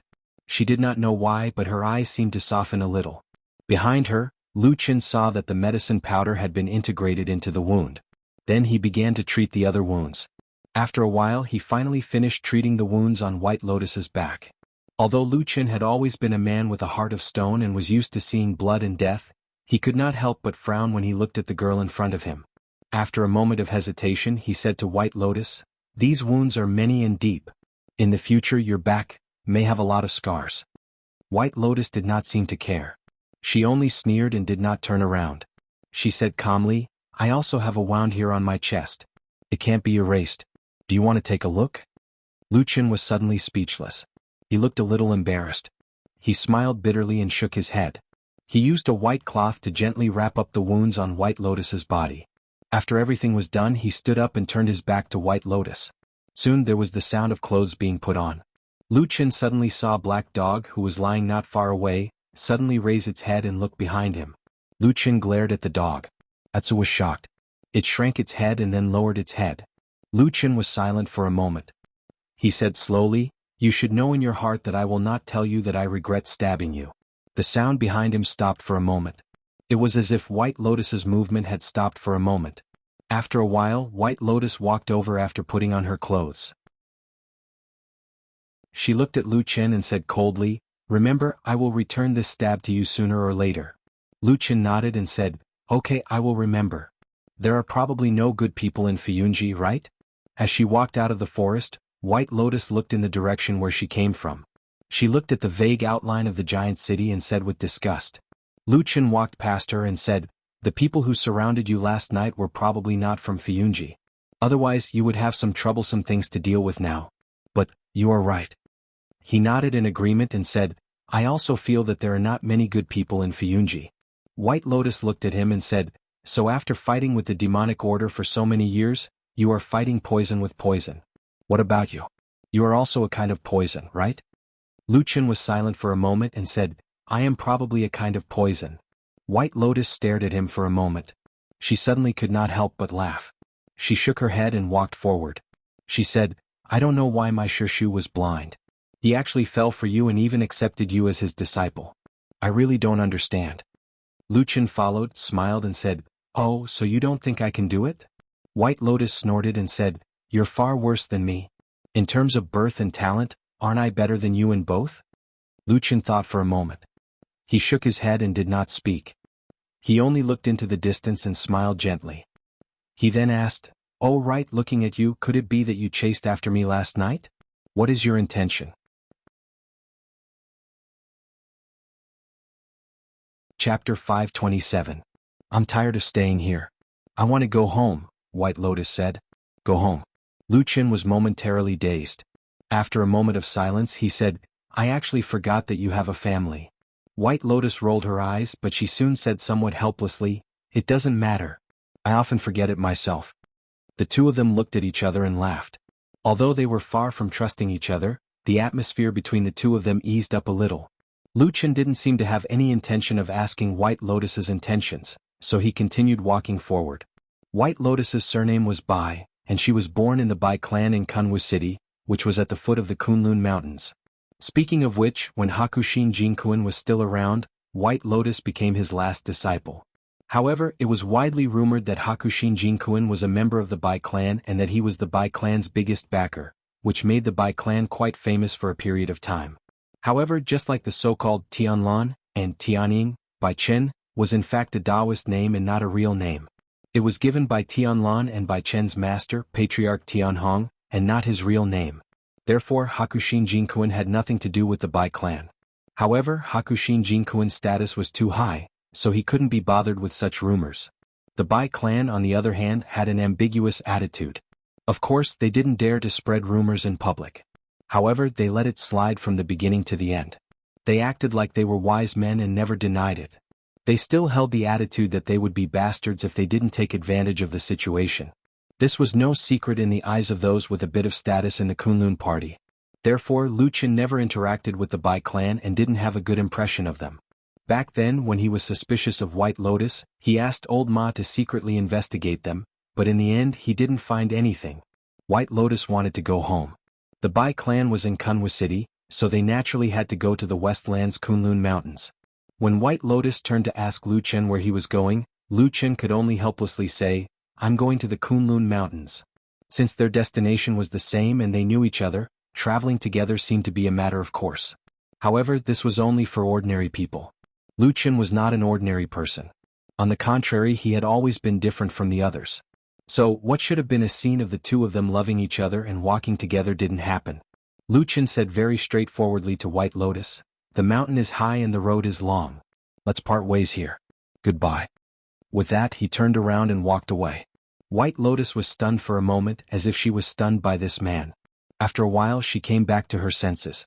She angrily stamped her feet and chased after Lu Chen to stop him. She angrily said, "What do you mean? What did I do to provoke you? Why are you running away as soon as you see me?" Lu Chen sternly said, "I'm afraid that if I fall asleep in the middle of the night, I'll lose my life at some point." As he spoke, he actually turned to look at the black dog beside him and asked, "What do you think, Atsu?" The large black dog blinked and then nodded vigorously. He looked as if he wanted to raise his tail to show his approval. "You ate those demonic beast meat for nothing." White Lotus scolded angrily and said, "This stupid dog is very stupid. How can you trust it and ask it?" Atsu was furious. It bared its teeth and let out a threatening growl. It looked a little scary. White Lotus didn't even look at it. She just snorted and said, "What are you barking for? If you shout again, I'll let you bleed later." Atsu's neck suddenly shrank as if it was shivering. In fact, Atsu had been reborn after experiencing the southern wilderness and the Great Snow Mountain. It was no longer the same as the weak little mud in the past. However, in the past on Kunlun Mountain, the blood-eating secret method that White Lotus set up was too bloody and terrifying. It probably left a very deep and indelible impression on it. Lu Chen didn't intend to help the black dog that was immersed in its unfortunate memories. Anyway, Atsu would not die even if it was scolded a few times. He just frowned and said, "We'll go our own ways and be at peace with each other. Why do you have to make it so obvious?" White Lotus looked at him and suddenly sneered, "If it's Su Qingjun, I'm afraid it'll be the other way around. You'll be the one pestering her to go with you, and Shiji Su won't be willing to go with you, right?" Lu Chen thought for a while and actually nodded, more or less. After hearing what he said, White Lotus lost her temper for a moment. She rolled her eyes and asked Lu Chen, "Why do I feel like you've been guarding against me and suspecting me?" Lu Chen pointed at himself and said, "Do you think I look stupid?" White Lotus said, "No." Lu Chen said, "All right, then I don't believe you can run out of Immortal City by yourself." White Lotus said, "I'm also very powerful." Lu Chen snorted and said, "No matter how powerful you are, can you be more powerful than the damn Baldy? You're in his hands. As long as he doesn't let go, I don't believe you can run away." White Lotus was discouraged for a moment, then she sneered, "Look at you calling the damn Baldy. It seems like you're very disrespectful to Lord Perfected Immortal." Lu Chen said, "I'll give him a big head. You can go back and say that to him directly." White Lotus was dumbfounded and looked at Lu Chen as if she was looking at a monster. After a while she said, "What should I say to him? I was almost suffocated by him. Now that I finally have the chance to come out, I have to take a breather before going back." Lu Chen looked at her from the corner of his eyes and said, "Since you're out, you don't plan to run?" White Lotus was silent for a while and said, "I won't run. I'm afraid I won't be able to escape and will die even faster." Lu Chen frowned and sighed, but he didn't say anything. In the end, the two of them didn't separate and still walked on the road to Kunlun Mountain together. Although White Lotus didn't say why she came, Lu Chen pretended not to know. This was probably because people were tired of living. Atsu was a little dissatisfied with this and expressed it very clearly. However, the two humans ignored it. This made Atsu very depressed. They could only stroll around all day and refused to go near White Lotus. And White Lotus was also very loyal to her mission and began to ask some questions to Lu Qin from time to time. How old are you this year? Why are you asking this? What kind of magical power do you practice? Do you think I will tell you this kind of thing? How many people have you killed? I can't remember. How many women have you slept with? Is this something a girl like you should ask? How many? Not one. You're lying, right? Or are you lying too? Well, one last question. If you answer me properly, I won't bother you anymore. I'm already very annoyed. Don't ask any more. Have you ever really fallen in love with a woman? Lu Qin, who was walking, suddenly stopped. After a while, he walked forward in silence. During that day, he didn't talk to White Lotus again. Chapter 528. In fact, most of the time, Lu Qin and White Lotus were not people who were easy to get along with. White Lotus's temperament had been nurtured since she was a child. When she was a child, she must have suffered a lot from the side of the family. But later on, when she was discovered to have a rare innate talent of 5 pillars, she immediately rose to the sky in a single step and became a treasure loved by everyone. When she was accepted as a disciple by Hakushin Jinkuin of the Kunlun party, she reached the peak of her life. Everyone was optimistic about her, and everyone thought that this girl would have a bright future in the future. Yuanying Jinren was not a problem, and even the position of deity Jinren could be expected. At that time, on one hand, White Lotus had the full support of the Bai clan, on the other hand she had the biggest backer in the Kunlun party, and on the other hand she had the eldest senior brother who was the Jinren of the Kunlun party. Everyone in the Kunlun party, from top to bottom, treated her like a fairy. In addition, she was born beautiful and moving. At a young age, she already had the temperament of a fairy from the 9th heaven. She was the perfect person in the legends. If those things did not happen later, if there was no person called Jinren Tianlan in this world, presumably White Lotus would really live a fairy-like life. But now, almost all the dazzling halos on her body had faded. Her master was dead, her senior brother had inexplicably gone into death seclusion, and there was another senior brother who was even worse, directly defecting to the enemy. Even the Bai clan, who originally regarded her as the future hope of the family's resurgence and had placed unlimited hope on her, suddenly seemed to have become deaf and blind overnight. They completely forgot about her and almost no longer mentioned her to outsiders. The situation in this world was so cruel and the gap was so big. It was already very good that White Lotus had not gone crazy and was still struggling to survive. But now her temper was really like a thorn. Except for bowing her head to the ground in front of the high and mighty Jinren and disregarding her dignity to survive, she was very cold and harsh to others. Even Lu Qin was the same. From time to time he would mock and make sarcastic remarks. In comparison, Lu Qin seemed to be in a better state. After so many years of suffering, he had long become tactful. Many times he would smile when he should laugh and he would lower his head when he should lower his head. But for some reason he still gave off a cold sense of distance. He was always far away from people, making it hard for people to see his intentions or thoughts. Or perhaps he let you see his intentions, but then you would wonder if what you saw was his sincerity. Almost everyone was like that when they were with him. No one could get close to his heart. White Lotus was like that, Su Qingjun was like that, Supreme Tianlan was like that, and even old Ma, who had spent more than 10 years with him, was like that. Perhaps it was because of this that perfected Lord Tianlan could not completely trust him? When these two people walked together, it would of course be strange if they could get along with each other in harmony and intimacy. After traveling together for a few days, Lu Qin and White Lotus, who were both smart people, quickly understood this point. But for some reason, White Lotus forcibly suppressed her temper and often took the initiative to talk to Lu Qin every day, but the atmosphere of the conversation was often very awkward. Lu Qin's reaction to this was very straightforward. He had already been in this situation, and the girl opposite him was not someone who could suppress him or directly decide his fate. So, Lu Qin had no interest in dealing with her, even if White Lotus was indeed a rare beauty in the world. Lu Qin slipped away. In the dead of night he ran faster than anyone else with the black dog.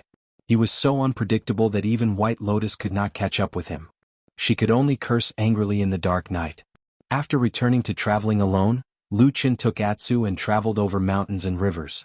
After several years he finally returned to the western continent and saw the familiar majestic Kunlun mountain range. The vicissitudes and changes of the world didn't seem to change the appearance of the majestic mountains at all. Perhaps in the eyes of the heaven, earth, mountains and rivers, this bit of time was only a blink of an eye. But for some people that fleeting glimmer was their whole life. Lu Qin did not hurry to climb the Kunlun mountain. Instead, he entered Kunwa City. Of course, he was also very familiar with Kunwa City. Many things had happened here. In addition to the love and hatred of those years, he had actually wandered in this city even earlier when he was still a child. Later on, he was discovered and taken away by perfected Lord Tianlan, which led to the circumstances of his life later on. In all of Lu Chen's memories, Kunwa City was actually the starting point of everything. He started his life here. Walking on the familiar streets and looking at the familiar scenery, Lu Chen always had the illusion that everything here had never changed. Not only the streets, shops and houses, but even the people walking here gave him the feeling that nothing had changed since a long time ago. But this feeling was, of course, wrong. Everything had changed.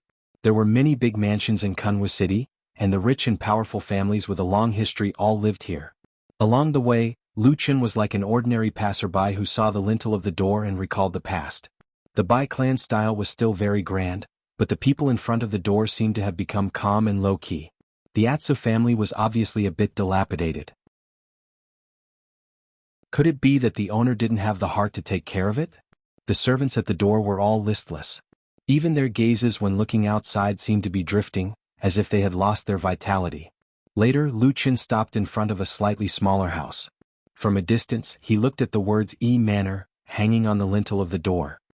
He was silent for a long time before he finally sighed softly. In fact, if he really counted it, it hadn't been a long time since Exan passed away, but in Lu Chen's heart, it seemed like many years had passed. But as time passed, the smile of that young girl became increasingly clear in his heart. Time didn't wear away her beauty, it just quietly occupied a corner in his heart, looking at him with a smile and quietly accompanying him. Compared to Exin, many things that happened on that soul-stirring night had faded from Lu Chen's memory. The struggle for power, the cruel fighting, the fine line between life and death, and all kinds of things that changed the fate of the world. Everything began to become distant to him. Before coming to Kunwa City, he had already asked old Ma about Exion's situation after he left. In the end, Exion's body was taken back by her family. Her father still loved her very much, and it was said that he was extremely sad. After taking care of Exion's funeral, he fell seriously ill. Although he didn't lose his life, his body wasn't as good as it used to be. Even now, the cause of Exion's death was still unclear. In other words, the real murderer still couldn't be determined. How ridiculous this may sound, but it is the truth. Someone once secretly said that it was related to the dead son of the Su family, Sumo, but it was quickly denied by the Su family. Sumo's mother, Madame Bai, denied it with grief and indignation. She would rather die than let her son's name be tarnished after his death. Her attitude was so resolute that no one else in the Su family said anything. The Yi family went to the Kunlun party to investigate, but in the end, the matter was left unresolved. The Su family was a great aristocratic family, and there were some particularly outstanding people in the Kunlun party who had connections with several Yuanying enlightened masters, who told them to be a small family that only knew how to grow tea. Even if they had a Yuanying enlightened master in their sect, this wouldn't be the case. However, the Yi family didn't really make a scene because it wouldn't be beneficial to the entire family. Moreover, in some private occasions, some people who couldn't stand it spoke to them. Yexan didn't die unjustly. There were people who were furious for her, people who disregarded everything for her, and people who took revenge for her. Revenge was all that mattered. The dead's wish was fulfilled, the living had to continue living. However, this hatred was buried in the heart and passed on to their descendants. One day it would grow and sprout. That day, Lu Chen stood outside the Yi family's door, filled with emotions. He reminisced about the past, but of course he wouldn't think about the future. He just wanted to see Exien again. To be precise, he wanted to see the wooden plaque with Exien's name. For some reason, Lu Chen felt a little lost. He remembered how he felt when he returned to Qingshitang village and stood in front of Ding Dong's grave. They were all beautiful women in the world, but they were gone. He didn't catch them when they were alive, so after the separation of life and death, all that was left were memories. He turned and left the street, but he didn't go far. He found an inn to stay in and waited until the sky turned dark. After settling Atsu in the room, Lu Chen returned to the Yi family's house and climbed over the wall. Chapter 529. The Yi family's house was the kind that had been around for many years but was still very clean and tidy. It was well organized and well arranged. Although it was not as luxurious as the Su family's by family, it had its own elegant atmosphere. At the same time, the layout of the house was very clear. Lu Qin found the ancestral hall at the back of the Yi family's house without much effort. Most families did not have an ancestral hall. Sometimes only people with the same surname and clan in a village would have a large ancestral hall to worship their ancestors. To be able to set up a special place in the house to build an ancestral hall, it was basically a first-class family or aristocratic family. The Yi family's ancestors had lived a glorious life, so they had left behind a great legacy. There was also an ancestral hall in the house, but it didn't look very big. It was only in a corner of the house. There was a courtyard and a house with green tiles and white walls. When Lu Qin gently entered the secluded courtyard, the surroundings were quiet. Night shrouded the ancestral hall. Only a few altar lamps could be seen inside the door that was always open according to tradition. Under the dim yellow light, the shadows trembled slightly. On the quiet altar table, there were many memorial tablets with the names of the deceased written on them. Lu Qin stared at the house for a moment, then walked over. However, just as he reached the door and was about to step over the threshold, his body suddenly paused. He stopped at the door. Under the altar lamps, his face flickered in the shadows. He frowned slightly and his gaze sharpened. He turned to look at a corner of the ancestral hall. There was a place where the candlelight could not reach and there was a wooden chair. There was a vague shadow on the chair, and it seemed that a person was sitting there. The night was quiet. There was no sound from inside or outside the house. Lu Qin did not show any fear or guilt. He just stared at the figure. After a while, the shadow moved. Then, a person stood up and slowly walked over to stand under the light. He looked like an old man with gray hair and a thin face. At the same time, his face looked as calm as an ancient well without any ripples, as if nothing could disturb him anymore. Lu Qin stared at him for a moment. He suddenly realized that the old man's features were somewhat similar to Xian's. He furrowed his brows and pondered for a moment before cupping his hands in salute and taking a step back to show that he had no enmity. Then he said, "I'm sorry to have disturbed you, Senior." After a pause he added, "Please don't worry, I'm not a thief." The old man was also looking at him. A stranger had suddenly appeared in his own home, but from start to finish, he did not show any expression of surprise or anger. He only nodded and said, "I know. There is nothing in this ancestral hall. If he was a thief he would not have come here." Even Lu Qin, who had always been tactful, did not know how to respond.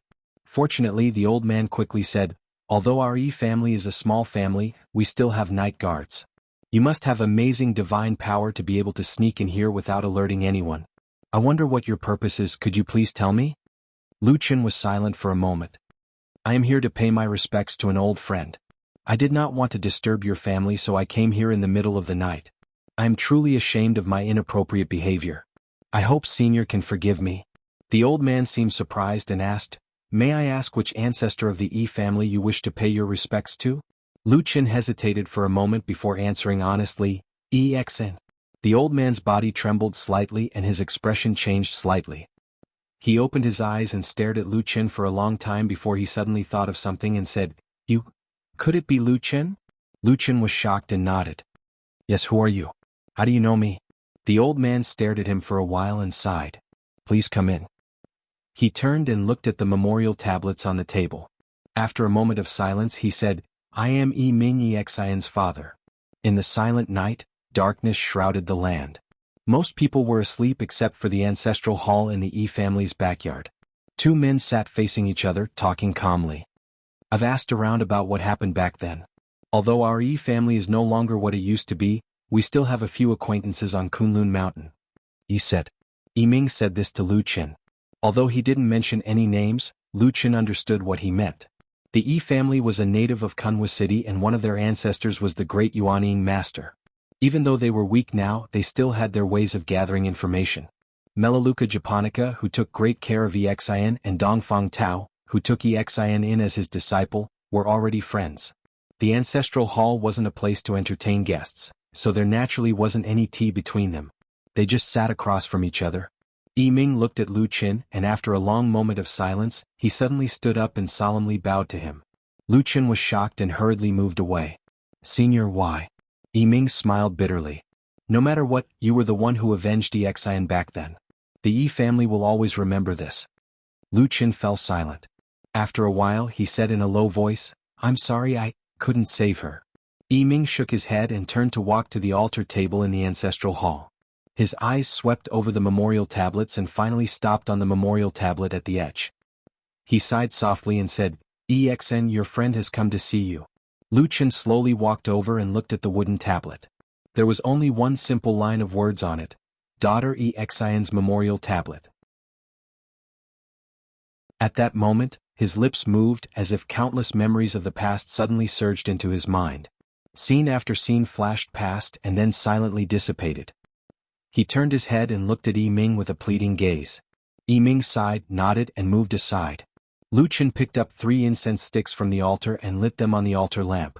Green smoke floated into the air, creating a dreamy scene. He stared at the memorial tablet behind Qing Yin, as if he could see the bright, kind and cheerful young girl from back then. A moment later he held the incense stick in his hand and respectfully bowed 3 times to Exian's memorial tablet, then inserted it into the incense burner on the altar table. The ancestral hall was silent. Only the green smoke floated in the air. Thinking back to one's life, one would probably become like this green smoke after death. He stood there for a long time before bowing to Yi Ming. Thank you for your help, senior. I cannot thank you enough. Since my wish has been fulfilled, I shall take my leave now. Yi Ming nodded. The Yi family will remember your kindness. If there is anything we can help you with in the future, please don't hesitate to ask. Lu Qin smiled but shook his head. It was not a good thing to be related to him. He cupped his hands at Yi Ming and left the ancestral hall. He leaped into the air and flew into the deep darkness. In the distance, the majestic mountain of Kunlun seemed to be opening its chest in the darkness to welcome the arrival of this stranger. Chapter 530. The night was boundless and the majestic mountains stood tall. The majestic Kunlun stood tall in the world. No one knew how many years had passed and how many vicissitudes had it seen. Lu Qin took advantage of the night and swept up the mountain. His figure blended into the darkness, like a shadow that was no different from the surrounding darkness. He passed through quietly and did not alarm any of the patrolling guards. The curfew rule passed down by the Kunlun party for many years was obviously still in effect. In such a famous sect, in the dead of night, except for the disciples who patrolled the mountain, there were almost no other figures. In fact, based on Lu Chen's current status, his position in the Kunlun party could not be underestimated. Just being the only direct disciple of Supreme Tianlan was enough to put him in a position that was second only to one and above tens of thousands of people. After all, in today's Kunlun party, the status of Supreme Tianlan could be said to be supreme, and no one could compare to him. In other words, as long as Supreme Tianlan and Lu Chen were willing, they could announce to the public that Lu Chen had come this time, and the Kunlun party might open the mountain gate to welcome him warmly and hold a welcoming ceremony. However, this time, neither Lu Chen nor Supreme Tianlan had this intention. Instead, they were silent and did not inform the Kunlun party of their actions at all. Taking advantage of the darkness of the night, Lu Chen quietly entered the Kunlun mountain, and Black Dog went with him. They avoided the mysterious patrolling guards of the Kunlun party, went all the way deep and gradually approached the heart of the Kunlun party. In fact, it was not very easy for ordinary people to sneak into the Kunlun party, but Lu Chen had lived here for many years, and he basically knew the mountains, rivers, and geography of this place. Even Atsu had run wildly in this mountain before. Trekking over mountains and rivers was not a problem for it at all. Instead, it had a sense of familiarity as if it had returned to its hometown.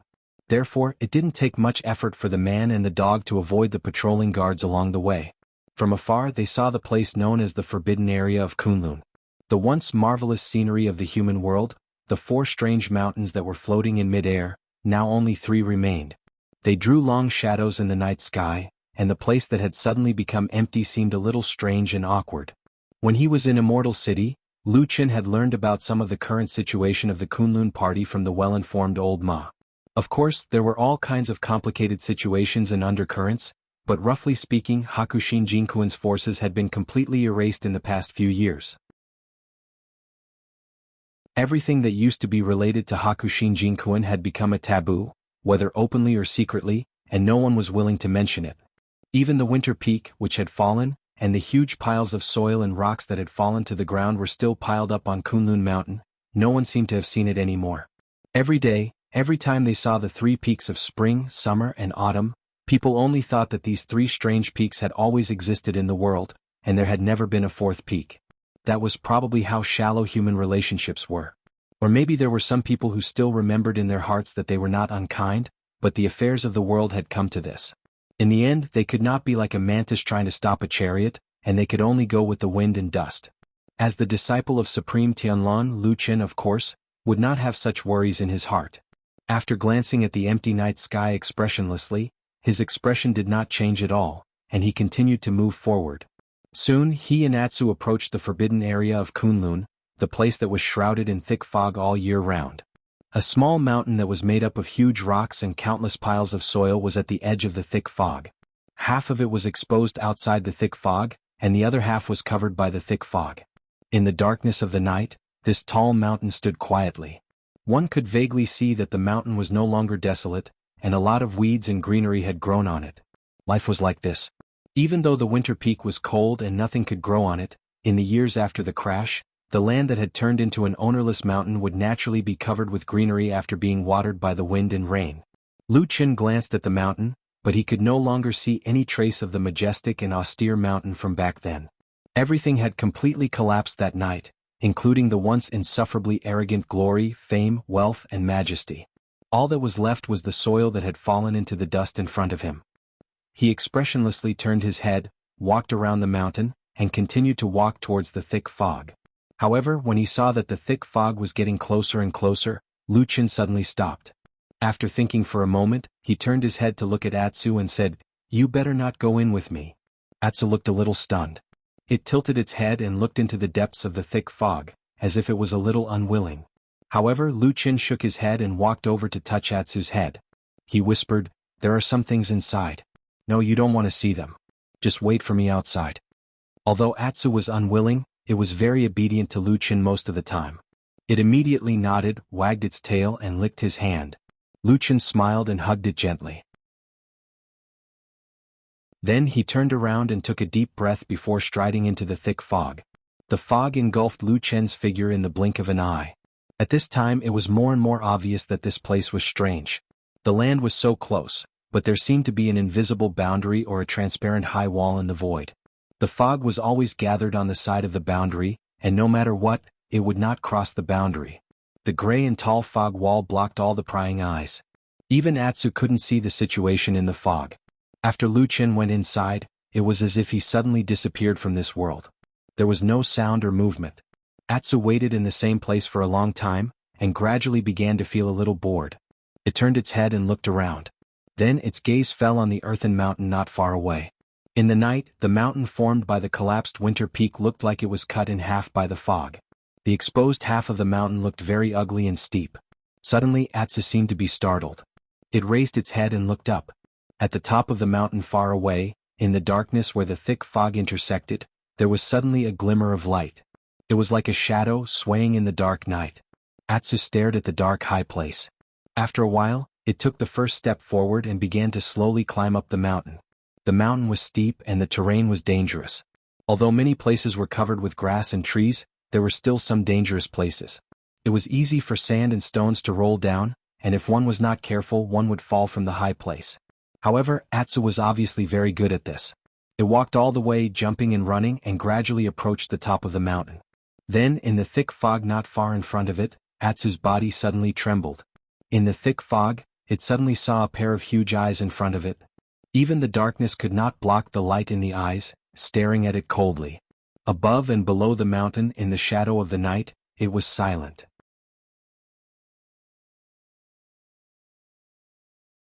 Chapter 531. The cold wind blew and the thick fog rolled and drifted, but it always stayed on the other side of the invisible boundary line, which looked very strange. In particular, the pair of eyes that had suddenly appeared in the mist on top of this mountain made one's scalp tingle. They were dark and mysterious. Atsu took a step back, but it did not have the intention to turn around and run away. Instead, it stared at the pair of eyes, which seemed to be very bold and fearless. After a while, Atsu let out a few deep roars, but it wasn't the kind that was threatening. Instead, it seemed to have a hint of inquiry and verification. The thick fog floated slowly, and after a while, a strange sound suddenly came from the fog. "Moo! Atu's eyes immediately lit up. There was actually some excitement on his face as he took a few steps forward. Not long after, the thick fog shook, and then a huge body slowly appeared from the fog. It was a huge oxen. On Mount Kunlun, the territory of the Kunlun party, such a huge oxen could enter and exit the forbidden area of Kunlun unscrupulously without any harm. Needless to say, it could only be the special oxen of Supreme Tianlan. Atsu grinned. It had not seen this oxen for many years, but it did not seem to be too unfamiliar with this oxen.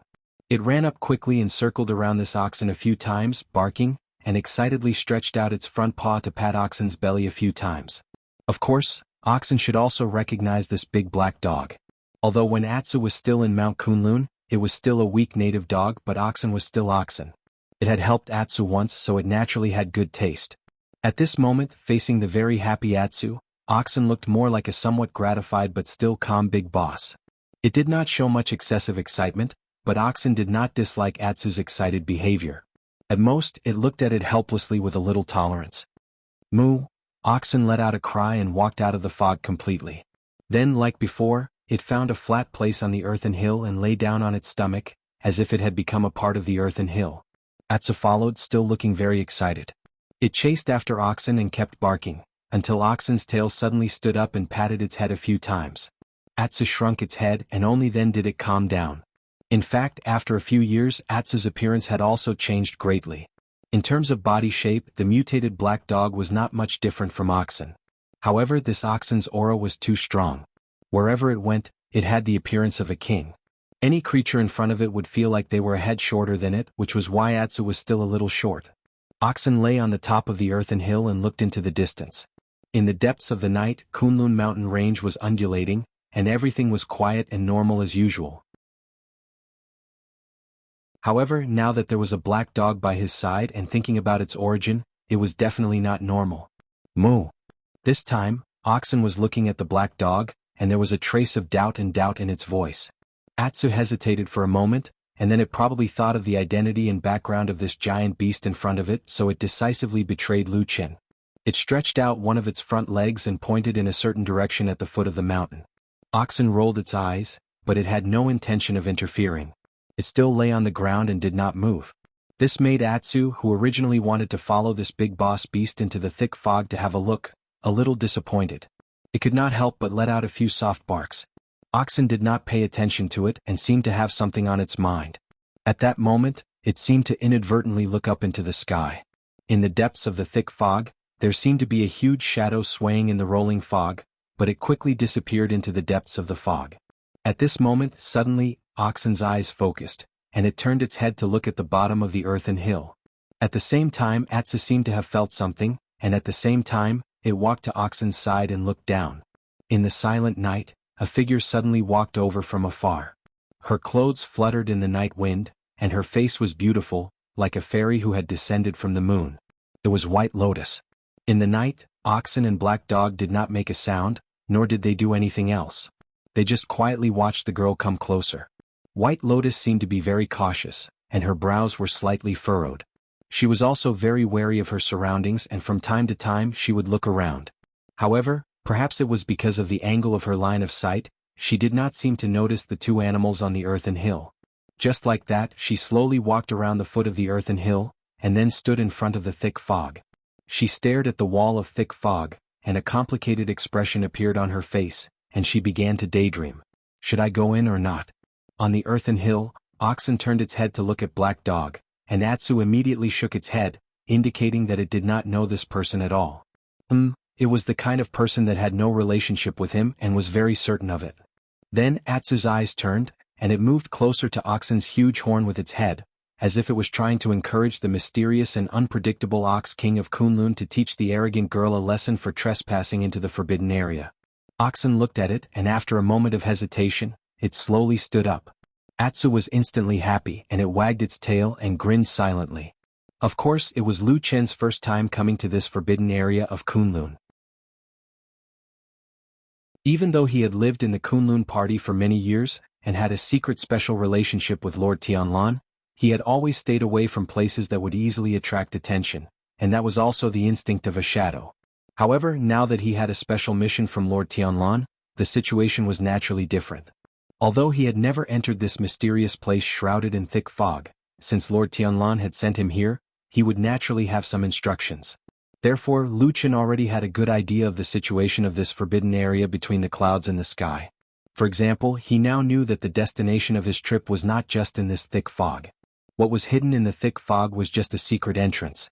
The biggest secret of the Kunlun sect, a 1,000-year-old sect, was actually hidden in the mysterious underground palace deep under the ground.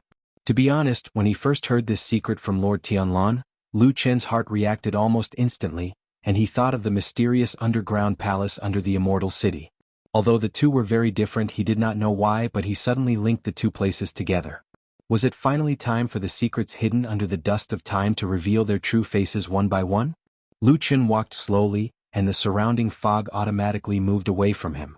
It was as if there was some strange thing or strange power on his body that could disperse the fog, as well as the strange things in the fog that couldn't be explained clearly.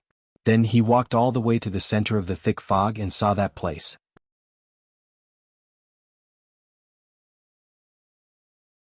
Chapter 532. Lu Qin took out something from his bosom. It was a golden seal the size of half a palm. The golden seal was golden in color and radiated in all directions. The radiance that it emitted carried a sense of solemnity and solemnity. There was actually a faint aura of a king. When Lu Qin took out the golden seal and placed it on his palm, it was as if it had broken free from its shackles. The golden radiance immediately shot out in all directions. The radiance was so dazzling that it even made Lu Qin's face look like it was smeared with a layer of faint gold leaf. He had transformed into the golden statue of a deity in the temple.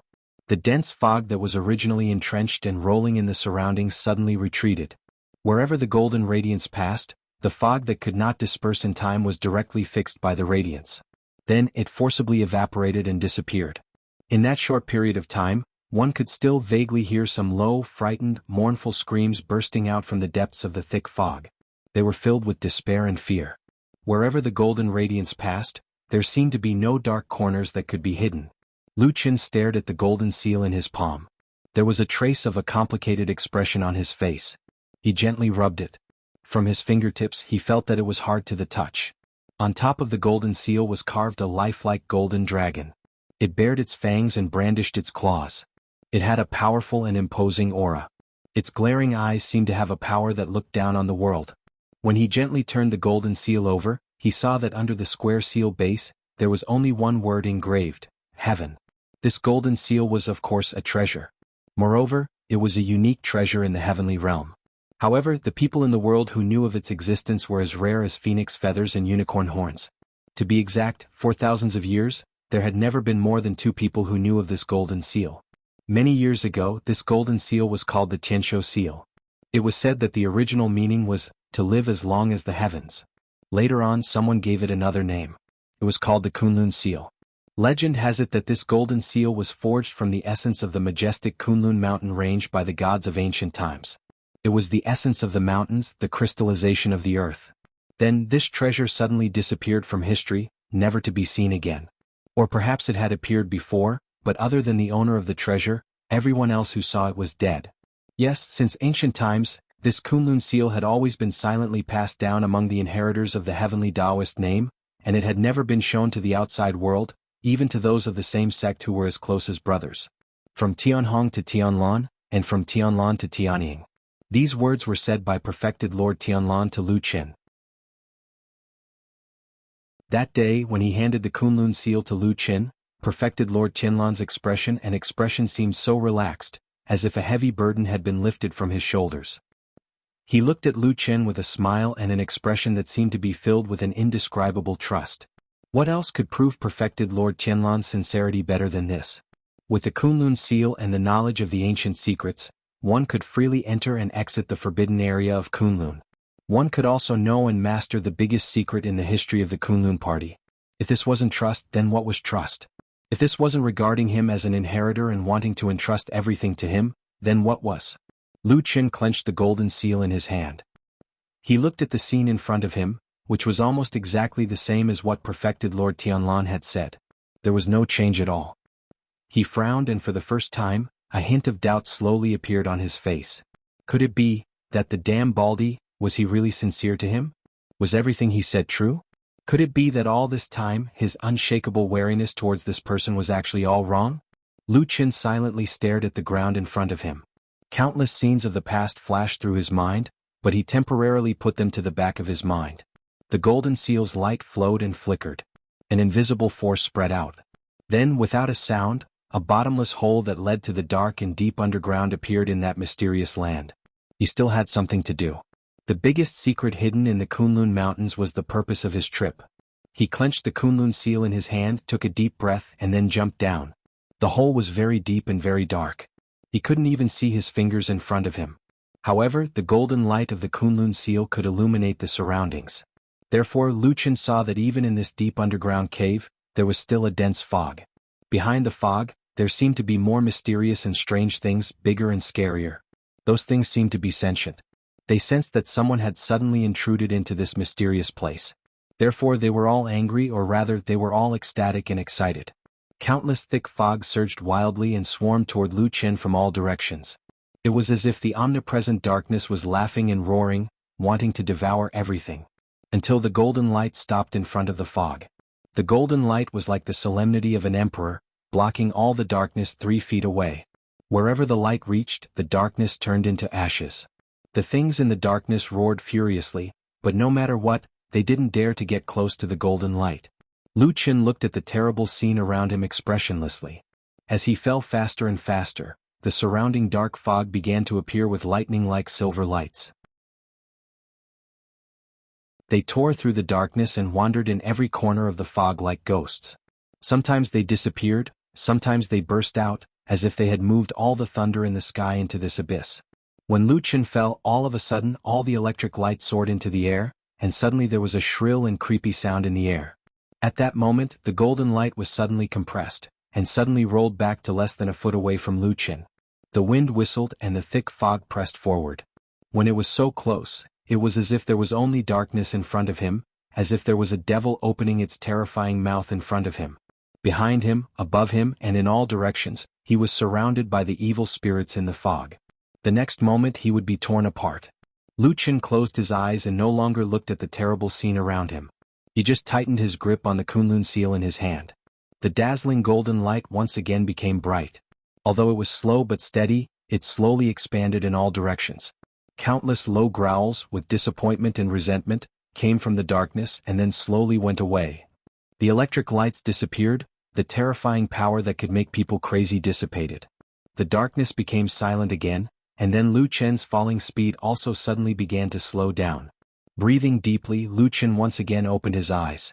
Those terrible scenes seemed to be left in the darkness above his head, and no longer appeared in front of his eyes. Only he himself knew that his back was already drenched in sweat. In those dangerous moments before, if he slightly relaxed and lost his mind, what awaited him would probably be a fate that was more painful than death. His speed gradually slowed down, and the surroundings also gradually became spacious. After an unknown period of time, the Kunlun seal brought Lu Qin, and slowly landed on a piece of land. Just what kind of secret was hidden in the depths of this unknown depth? Lu Qin let out a long breath, but without any hesitation, he held the Kunlun seal in his palm, and continued to walk forward. In the distant depths of the darkness, there was a vague shadow of a huge door, faintly discernible in the darkness.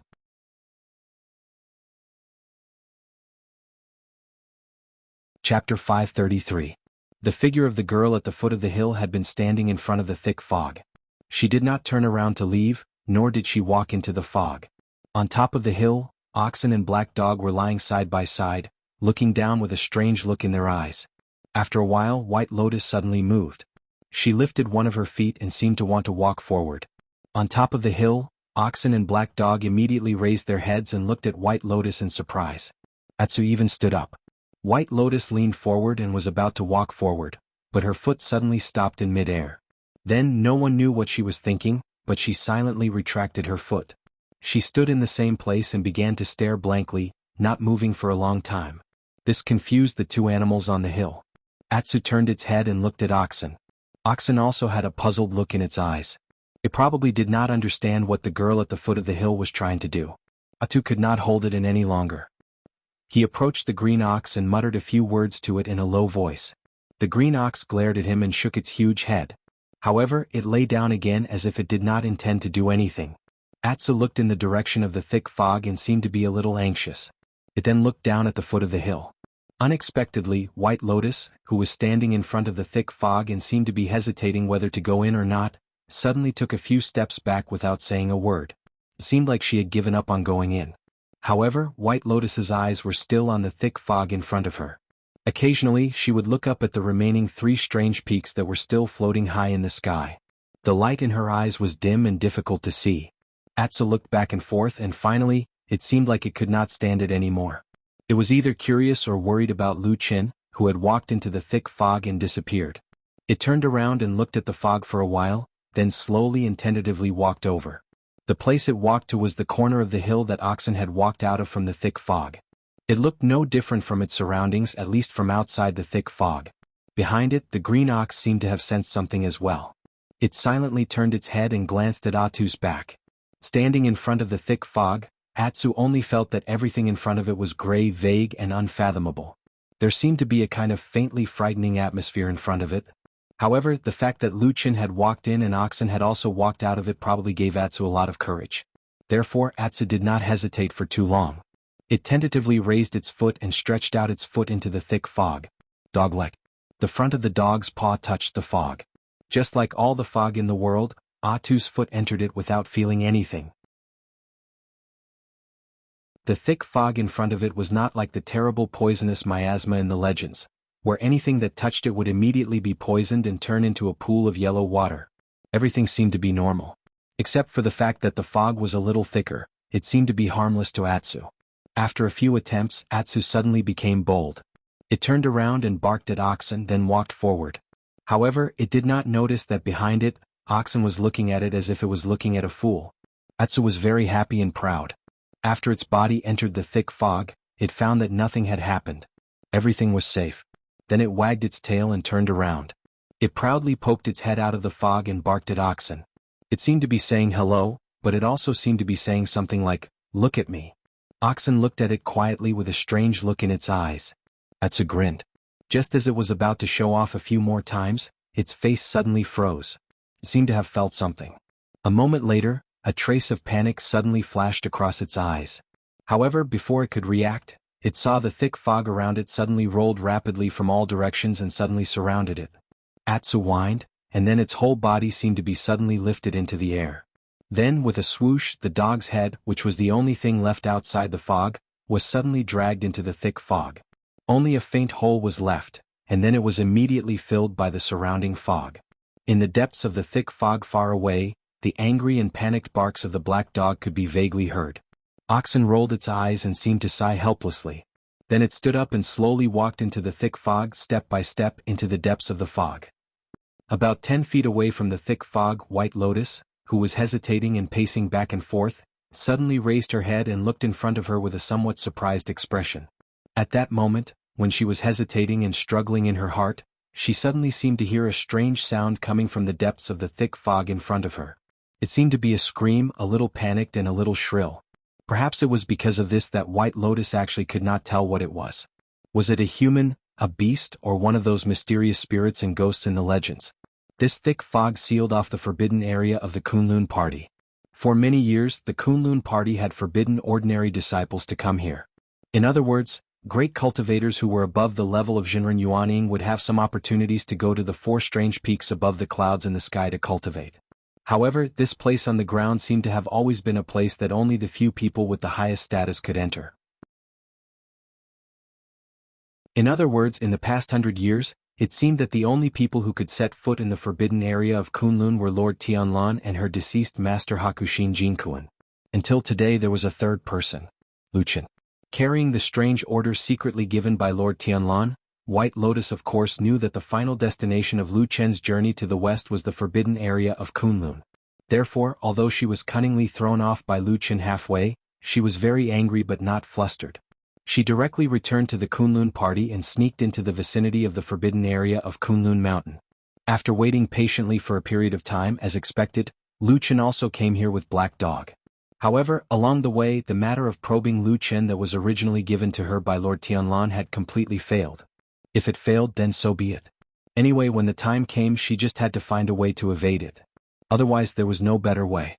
However, the forbidden area of Kunlun in front of her made White Lotus feel a little conflicted.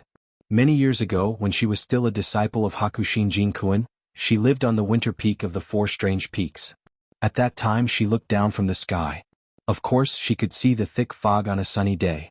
She used to be curious about what was in the forbidden area.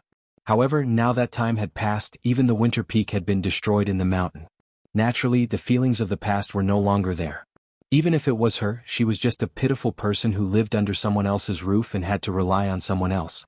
But what secret was hidden in this thick fog? Judging from the solemnity of the Kunlun party, there must be a big secret in it. Then, could this secret be an opportunity that she longed for? No matter who it was, falling from the high clouds to the dust all of a sudden, from a proud daughter of heaven to a puppet whose life and death were in the hands of someone else, everyone would feel indignant and want to break free. No matter how big the price was, they would be willing to pay. White Lotus's expression kept changing. Then she could not help but slowly approach the thick fog. In the next moment she suddenly gritted her teeth, and then she strode forward and walked into the mist as well. She was walking towards her unknown fate.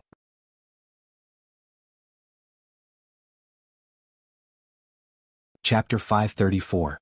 In the dead of night, the Kunlun Mountains, shrouded in darkness, looked like a giant who had fallen asleep. The Kunlun party's curfew had been passed down for many years, and it hadn't changed to this day. In the pitch-black night, most places were shrouded in darkness.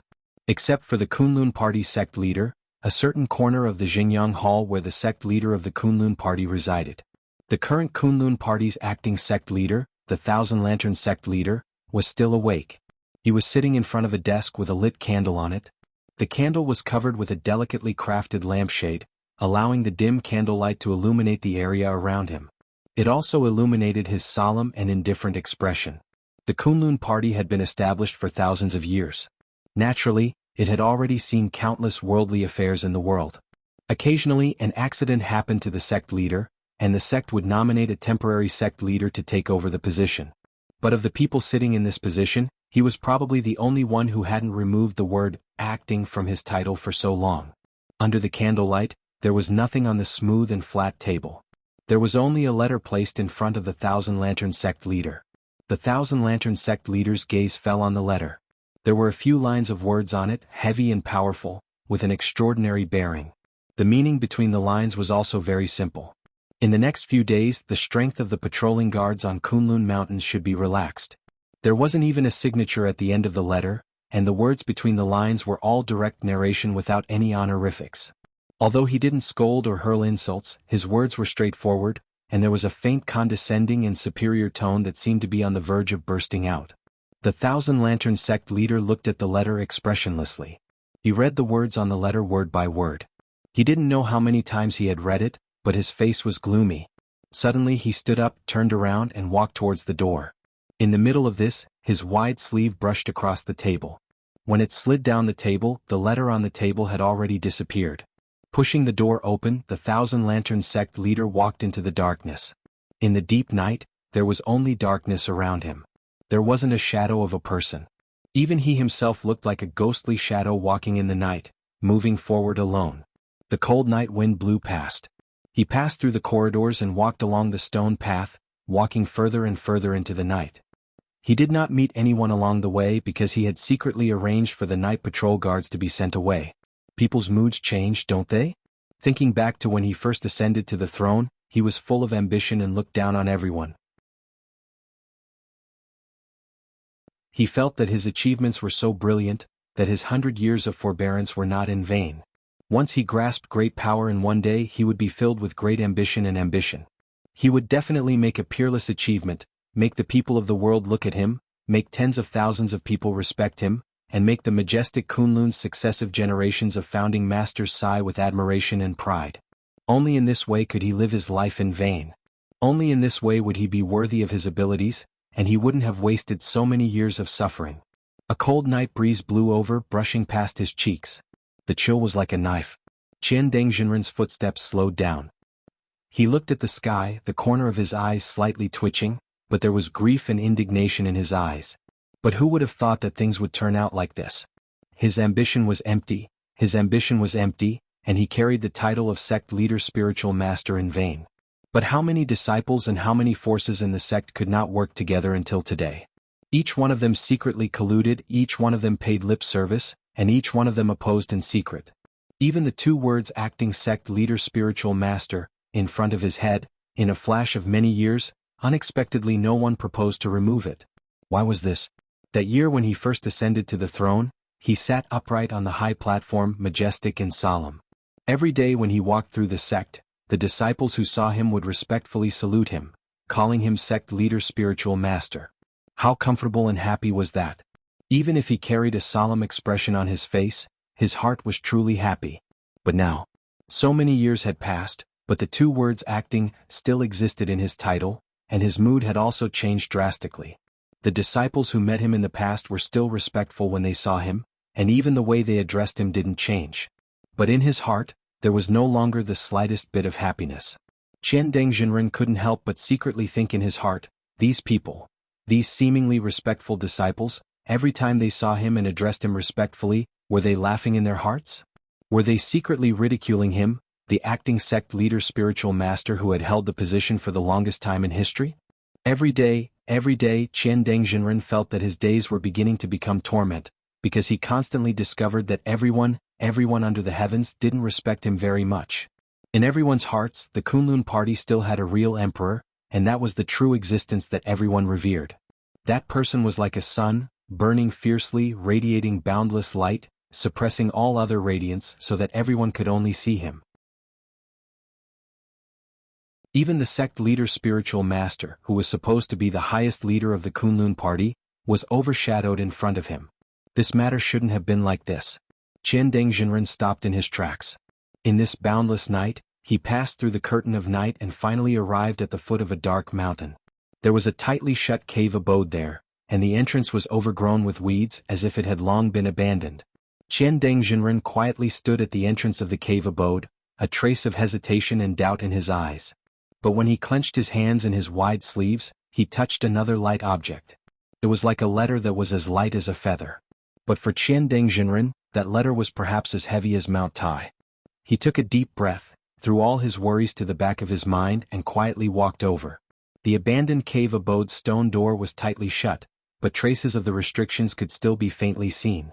But for Qian Dengjinren, who had grasped many of Kunlun's secrets, this was no problem at all.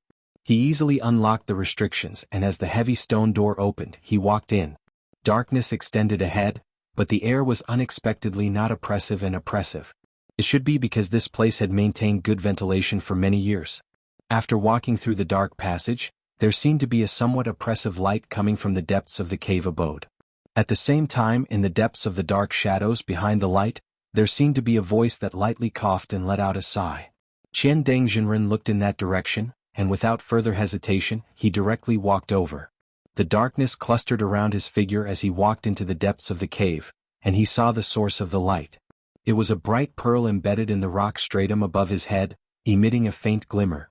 Behind the light was a stone bed, and a figure was sitting on it without moving at all, as if he was a wooden statue. A few chains that were suspended in the shadows were deeply nailed into the incomparably hard stone wall. At the same time, with the help of the faint light, one could see the strange runes on the chains. The light was flickering and a strong aura of magic power was constantly emitting from them.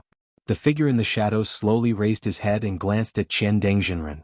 Qian Dengjinren's expression was complicated as he stared at the darkness. After a moment, he sighed and said, "Long time no see, senior brother."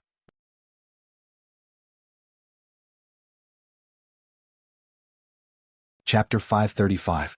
The face of the person in the shadows was a bit indistinct. His long hair draped over his shoulders, but he didn't appear unkempt. His clothes could also be considered neat and tidy, as if he had lived in seclusion for a long time.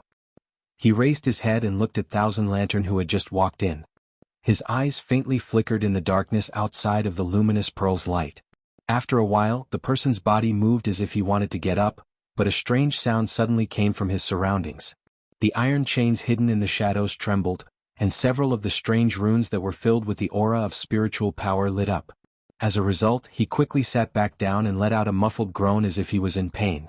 But he quickly regained his composure and nodded to Thousand Lantern. "Long time no see, junior brother Thousand Lantern." It's inconvenient for me to move around here and I can't get up to greet you. You can do as you please.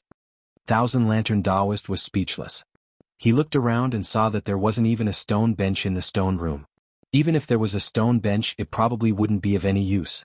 After a moment of silence, he walked over to the side of the stone bed where the figure was. He didn't care about the dust that fell from the bed and just sat down on the edge of the stone bed. At this moment, the distance between Thousand Lantern Taoist and that figure was only about an arm's length. That person had been sitting in the shadows and looking at Thousand Lantern Taoist. He seemed to be very calm and didn't show any signs of anger. Instead, he looked at Thousand Lantern Taoist's expression and suddenly smiled. Then he said, "What's wrong? You look like you've encountered something difficult." Taoist Qiandang's hands were hidden in his sleeves. Because of the position he was sitting in, half of his face was exposed to the light of the luminous pearl, while the other half was hidden in the shadows. At first glance, he seemed to be divided into two halves by the light and the darkness. Black and white were distinct, but his expression was uncertain. After hearing the question from the person in the shadows, Thousand Lantern was silent for a moment before replying, "I didn't think that sitting in this position would be so difficult." The man stared blankly for a moment. He probably didn't expect Thousand Lantern Taoist to say such a thing to him. After a while, he smiled bitterly and shook his head without saying anything. Taoist Master Qiandang asked again, "Shixiang, when you were the sect leader, did you have the same feeling as me?" "That's right." In the entire Kunlun party, the only person whom Taoist Master Qiandang would address as senior brother was the former sect leader Taoist Master, who was now forced to go into seclusion due to severe injuries. In the past, his name had shaken the world, but today he was a prisoner, unable to see the light of day and dying without a sound. If it was anyone else, perhaps such a fortuitous encounter would drive them insane. However, Perfected Idol Month seemed to be able to remain calm. From the beginning to the end, his expression and words did not change much. After hearing Taoist Master Qiandang's words, he pondered for a moment before replying in a soft voice, "You have martial uncle Tianlan above you now, but when I was in your position, there were two great gods, my master and martial uncle Tianlan above me." Taoist Master Qiandang was silent. After a while, he turned his head to look at Perfected Idol Month. In the darkness, Perfected Idol Month also looked at him. Their gazes met and a moment later they both smiled bitterly. Looking at such a situation, probably no one would have thought that on a certain full moon night a few years ago, the two of them would be archenemies who couldn't coexist like fire and water. "You didn't come here today just to vent your grievances to me, did you? Is there anything else?" Perfected Idol Month asked. Taoist Master Qiandang frowned and pondered. His eyes swept over the inconspicuous but frightening dark chains around Perfected Idol Month.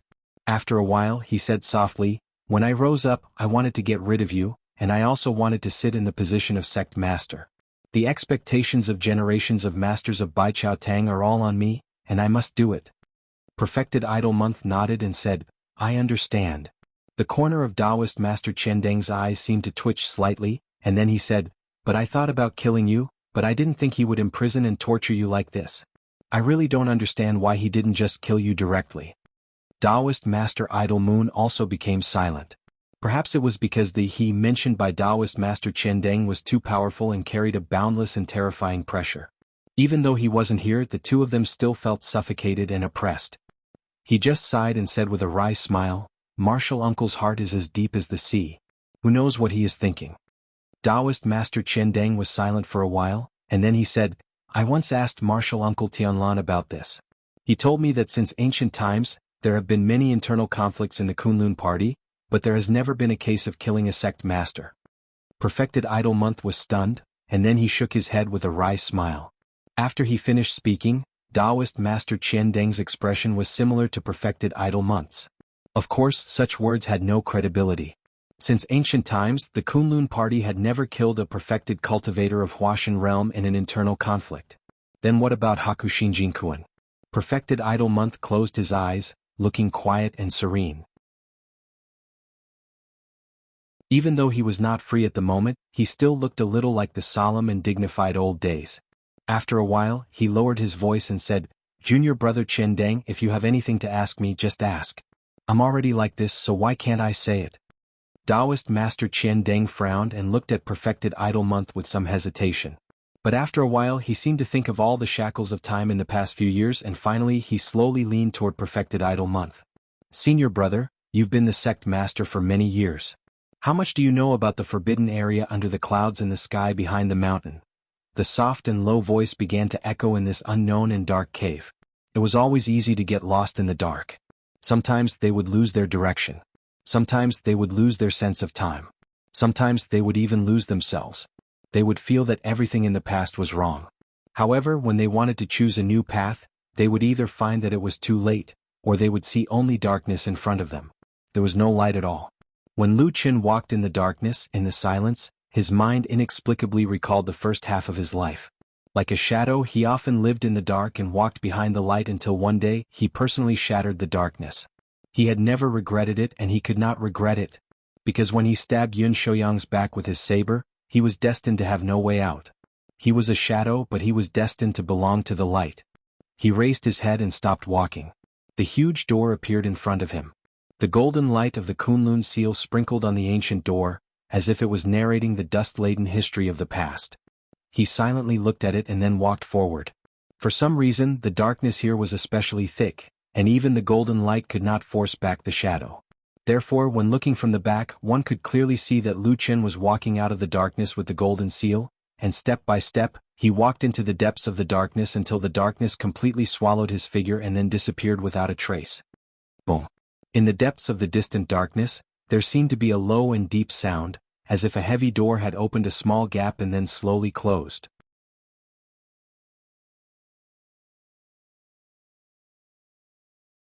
Chapter 536. Lu Qin had already discovered that the darkness he was in was different from the darkness he had been in before. The darkness here was particularly thick. Although people did not feel any discomfort in it, the oppressive feeling was unusually obvious. If all the darkness of the night in the human world was like a thin veil of mist, once a light shone, it would retreat calmly and quietly. But at this moment, inside and outside this ancient and huge door, the darkness here was so thick that even the light seemed to be swallowed. There was light in the darkness. It came from the Kunlun seal in Lu Chen's hand. The golden light was still flickering, but it was different from when he was walking in the thick fog on the ground. At that time, when the fog encountered the Kunlun seal, it was as if it was facing a great enemy like a tiger, and they all avoided it. But in this underground ancient cave, especially when Lu Qin walked behind this huge ancient door, the darkness had been silently lingering around him. Even the golden light of the Kunlun seal could only illuminate a small area nearby. A little further away, the light seemed to be swallowed by the darkness, silently disappearing into the shadows. Lu Qin also heard the muffled sound of a door closing behind him. He knew that the ancient door had closed behind him. From this moment onwards, everything suddenly became quiet, and there was only darkness in front of him where he couldn't even see his own fingers. Lu Qin took 2 steps back, and his back leaned against the incomparably hard door. A cold air seeped into his body through his clothes. For some reason, Lu Chen's body suddenly trembled, and then he discovered that the black flame hidden in his Dantian Sea of Qi suddenly jumped, as if it was stimulated by something, or perhaps it was awakened by something, and it slowly burned. In his eyes in the darkness, 2 clusters of black flames began to appear and burn fiercely. Lu Qin was taken aback. He quickly recalled that a few years ago when he was still in the Kunlun party, the black fire in his body was suddenly awakened. He was also very shocked at that time, but he could not figure out where the black fire in his body, which was similar to the black fire in his body but had an obviously primitive and ancient aura, came from.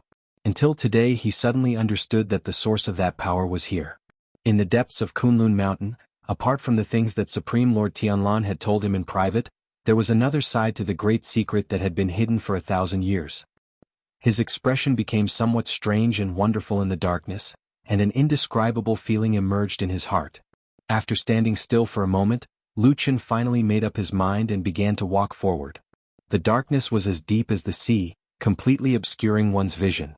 As far as the eye could see, there was almost no light except for the Kunlun seal in his hand.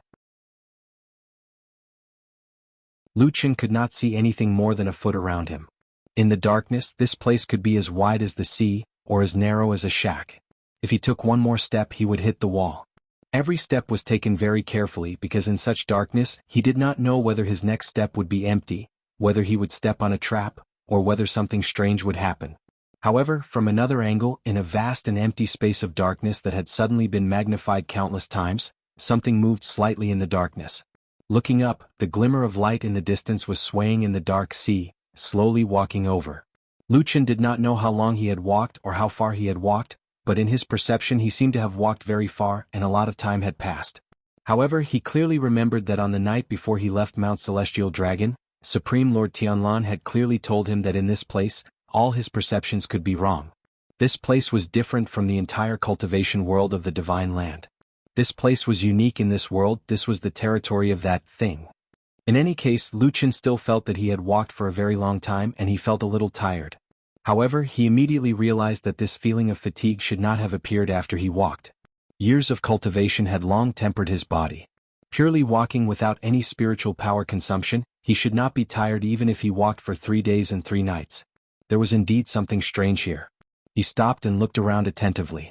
However, except for a few feet of space he could not see anything else. Darkness surrounded him and everything seemed to be silent. Suddenly there was a flash of light. It was the light on the Kunlun seal in his palm, which suddenly swayed. Lucien immediately felt it and looked down at the Kunlun seal. He saw that the golden seal, which was originally shining with golden light, was now as lustrous as before, but the light it emitted could not penetrate the surrounding darkness. And this golden light, which had been very stable all the way, suddenly shook at this moment. The light on the golden seal flickered, like a human's heartbeat, or like the breathing of a beast, constantly expanding and contracting. Suddenly, Lucien seemed to hear something. It was a movement that slowly came from the deepest part of the darkness. Hiss. The sound was not loud and it was a little vague, making it unclear and unreal. He faintly felt that there was something rubbing against the hard ground and rocks. And not long after, the sound disappeared as if it had never existed. Was it an illusion? Lucien raised his head. Suddenly, a chill blew from the front. It was a cold wind, and it also carried a trace of indescribable fishy smell. Hiss. The same vague sound appeared again, but this time it was clearer and closer. Lucien even lowered his head to look at the ground under his feet because at that moment when the sound sounded he actually felt the ground under his feet was slightly trembling. That sound seemed to be slowly approaching him in the darkness. A cold, tyrannical and indifferent aura slowly seeped out of the darkness, and the darkness began to faintly roll in front of Lucien's eyes. In the distance, nearby, the ground trembled and an incomparably huge shadow slid and slid. The shadow hovered like a mountain, surrounding the unusually small human figure in the middle. Lucien did not speak nor did he shout. He just gritted his teeth, silently raised the Kunlun seal in his hand, raised it to the highest point and then opened his palm. Golden light emitted from the Kunlun seal, shining brightly and solemnly. The surrounding sound quieted down, and after a moment, suddenly a light lit up beside Lucien. It was a white and dazzling light reflecting the huge pale teeth. Yes, it was the head of an almost indescribable giant beast that suddenly appeared beside Lucien. Its mouth was even twice the size of Lucien's, and its sharp fangs were exposed, reflecting the Kunlun seal. Hiss. The strange sound echoed again, and the huge shadow in the darkness slowly straightened its body in front of Lucien.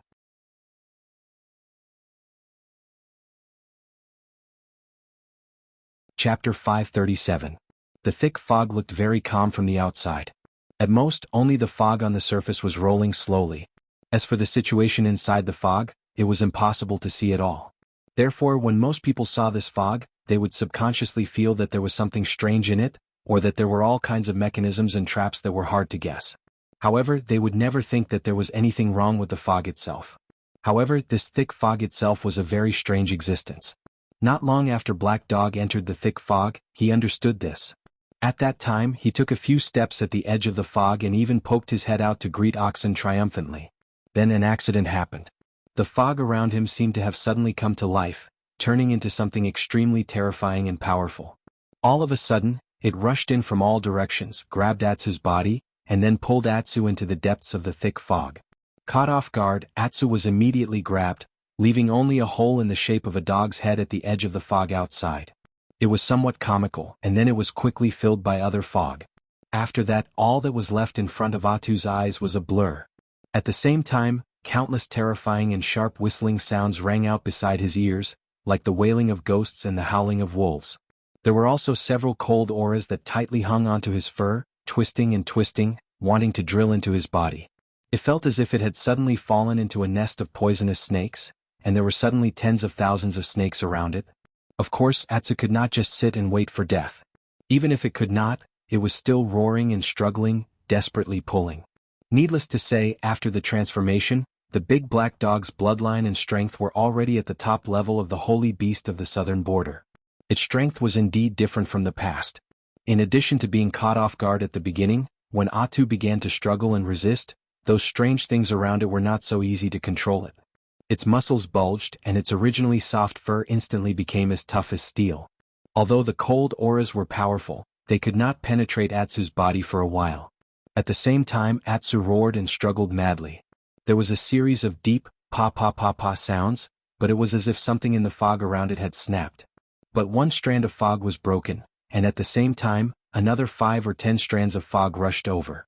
In this thick fog, there seemed to be an unimaginable number of strange things that could not be seen clearly, and they were rushing over from all directions like countless ropes, madly binding Atsu's body. Atu was still struggling, but his voice carried a sorrowful tone. At the same time, he felt a trace of worry in his heart. It's such a terrifying mist, and Lu Qin had walked in as well. Could something have happened to him? Otherwise, why would there be no movement for so long? After the fierce struggle of Atsu, the inside of the thick fog had become a mess. All the fog was spinning and rolling rapidly, and countless screams could be heard one after another. Even though Atu tried his best to resist, he was still caught and dragged into the depths of the fog. Moreover, it could be seen that even though Atu's struggles temporarily blocked the harm to his body as time passed, there would only be one end for him. A trace of despair and sadness flashed across Atsu's eyes. It was unknown whether it had thought at that moment that it was a dog that dominated the world, but now it died here so unjustly. It was too shameful. The fog rolled around, not caring about the sensitive dog at all. It was single-mindedly focused on grabbing this hard-won delicacy. After a long stalemate, just when Atsu was about to give up, a low cry suddenly came from the fog behind it. Moo! Oxen's huge body walked out of the fog. The strange thing was that the terrifying and arrogant fog, for some reason, was attacking the black dog crazily, but when it saw Oxen, it would all move aside. Occasionally, when there was fog that could not move away in time, Oxen would often just look at it, smack its lips, open its mouth, and spit out a ball of flame, burning the fog completely. Oxen's pace seemed slow, but it was actually very fast. In just a few steps, it had reached the side of Atsu, which was firmly bound by the thick fog. The fog that entangled its body did not move away, but still held on tightly to Atsu, as if it was reluctant to let go. Without any hesitation, Oxen opened its mouth and spat out a mouthful of golden flame. In an instant, there was a bone-chilling scream in the air, and the fog's tentacles were turned into nothingness. The black dog fell heavily to the ground with a plop. The thick fog shook violently, and those sharp cries went straight to the sky, as if there was something extremely angry roaring at Oxen. In response, Oxen's reaction was very arrogant, as if it could not even be bothered to respond. It only lowered its head to look at Atsu, then kicked Atsu's butt with its hoof. Atsu, which was a little dizzy from the fall, suddenly shivered and jumped up. When it saw Oxen standing beside it, its eyes instantly widened. Then it looked at the strange thick fog around it, and Atsu's mouth opened wide. When it looked at Oxen again, its eyes were filled with awe. It looked just like when it first walked to the small mountain filled with spirit beasts on Kunlun Mountain and looked up at Oxen at the top of the mountain. This was not an ordinary Oxen, it was a god in the spirit beast world. Being stared at by this black dog with such a fervent and admiring gaze, even Oxen could not stand it. It let out a low moo, then turned around and prepared to leave. Atsu hurriedly followed. It stuck closely to Oxen's side and walked together with it. The fog around them surged, and screams were heard one after another, filled with anger and helplessness. However, just as this matter was about to end, suddenly, there was a sudden fluctuation in the thick fog in front of them. A moment later, a few screams were heard, followed by a series of intense fighting sounds. Then, the fog around Oxen suddenly paused, and like a gust of wind, it swept past them and rushed toward the place where the sounds came from. The scene was a little terrifying, as if a group of hungry sharks had smelled fresh blood and were madly rushing toward their prey. Atsu stopped and looked in that direction, then turned to look at Oxen. Oxen also stopped and looked in that direction. They were spirit beasts, so their ears were very sensitive. They clearly heard the sound earlier. It was a young girl's scream. At this moment, the only one who could make such a sound was White Lotus. She came in as well. Oxen raised its head and rolled its eyes as if it wanted to leave, but when it looked down at the black dog, it realized that Atsu was standing there hesitantly. Oxen looked at Atsu and Atsu felt its gaze. After a moment of hesitation, it wagged its tail and made a few deep sounds at Oxen. Oxen looked at Atsu quietly for a moment, then nodded and walked in the direction of the sound.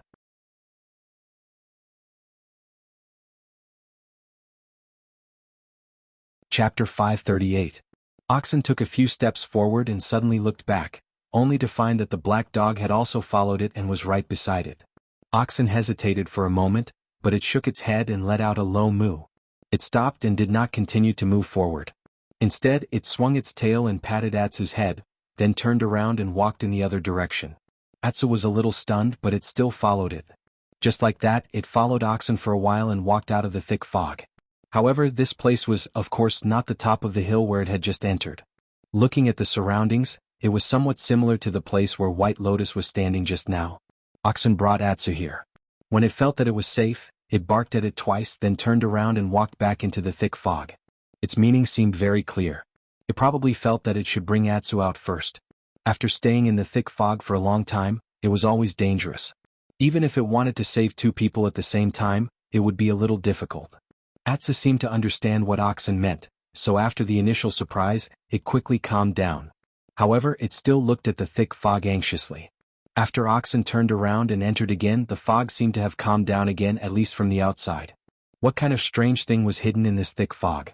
It was so strange and terrifying, and it was in the depths of the 1,000-year-old Kunlun party. It was really hard to imagine. It was also very puzzling. Why did the Kunlun party allow this thing to exist here for so many years? Atsu waited for a while, but there was still no sign of Oxen coming out. This made it a little anxious, but it did not dare to enter the thick fog again.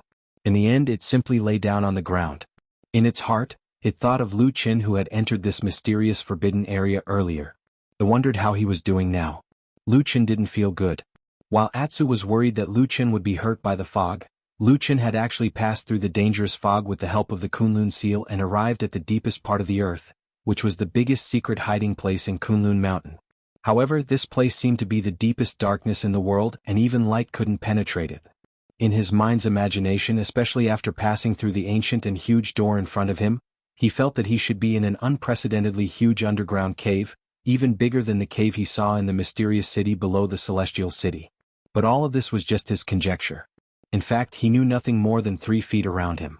The darkness here was so thick that it blocked almost all of his senses. At the same time, there was another mysterious force that constantly interfered with his perception. Rationally, he kept telling himself that this should be a huge space, but in reality, Lu Qin always felt that there seemed to be an extra wall around him, a dark and high wall. Many times, he would hit a hard wall if he took a step, and maybe the next step would be a dead end. Until an indescribable giant beast suddenly appeared in the darkness. In Lu Qin's mind, the invisible high walls around him seemed to have suddenly turned into a huge mountain, tightly sandwiching him in the middle. He stopped in his tracks and subconsciously tightened his body. There was nothing he could do. Even though he had always had a strong will, the huge mouth and fangs that were right in front of him, as well as the unimaginably huge body in the darkness, made him feel insignificant. It was an instinctive reaction. However, this unknown giant beast that suddenly appeared from the darkness did not seem to be like those bloodthirsty beasts that directly crushed the little ant in front of it with the force of a thunderbolt. Instead, it remained motionless after it appeared. After a moment of calmness, Lu Qin immediately raised his arm. He raised one arm towards the sky and slowly raised it up high. In his palm was the Kunlun seal that was flickering with golden light. As he slowly raised it up high, it lit up and seemed to brighten up the surroundings. In the surrounding darkness, there seemed to be a flash of lightning. A moment later, a light suddenly emerged from the darkness, and then gradually became clear. It was a huge eye right above the huge mouth. It seemed that since the beginning, this giant beast had only placed its head next to Lu Qin, but did not open its eyes. The eye was very big, but the pupil was strangely long and thin. The surroundings were golden, but the pupil was unfathomably dark, like the pupil of a snake. Lu Qin raised the Kunlun seal to the highest point he could reach. Other than that, he remained silent and did not speak. The strange and huge eye set its eyes on the Kunlun seal. The golden light was reflected in its pupil, like a burning flame. Then, like a thunder from the depths of the sky, a voice with a soul-shaking power echoed in Lu Chen's ears, saying, "Who are you to Tianlan?" Lu Chen frowned, only feeling a faint buzzing sound in his ears.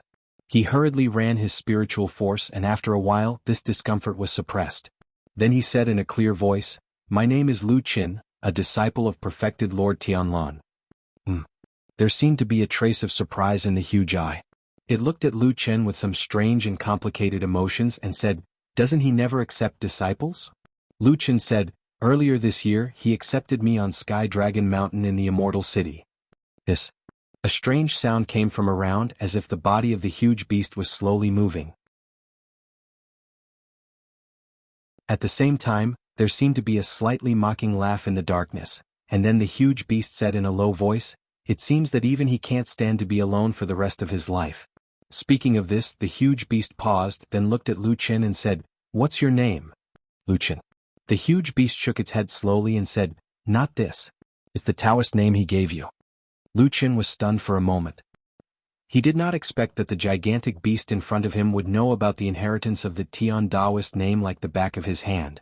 It was obvious that perfected Lord Tianlan had an unimaginably close relationship with this ancient beast that had been hiding in the depths of Kunlun Mountain for countless years. After hesitating for a moment, Lu Chen decided to tell the truth. "Tianing. Tianing." The huge beast seemed to think about this Taoist name for a while, then suddenly laughed in a low voice, but Lu Chen could not tell whether it was sarcasm or praise in its laughter. After a while, the huge beast said lightly, "For many years, those who inherited this Taoist name Tian did not have a good ending. Don't regret it." Lu Chen's body trembled slightly. He looked up at the strange huge eye high up in the sky and suddenly asked, "My master and I are still alive, and I'm not familiar with the past of my ancestors. However, I've heard that my grandmaster, ancestor Tian Hong, died of old age and passed away safely under the care of his two personal disciples." In the darkness, the huge beast looked at him.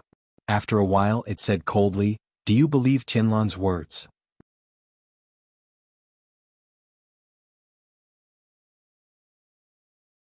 Chapter 539. Did you believe Tianlan's words? After so many years, did you still believe that damn Baldy?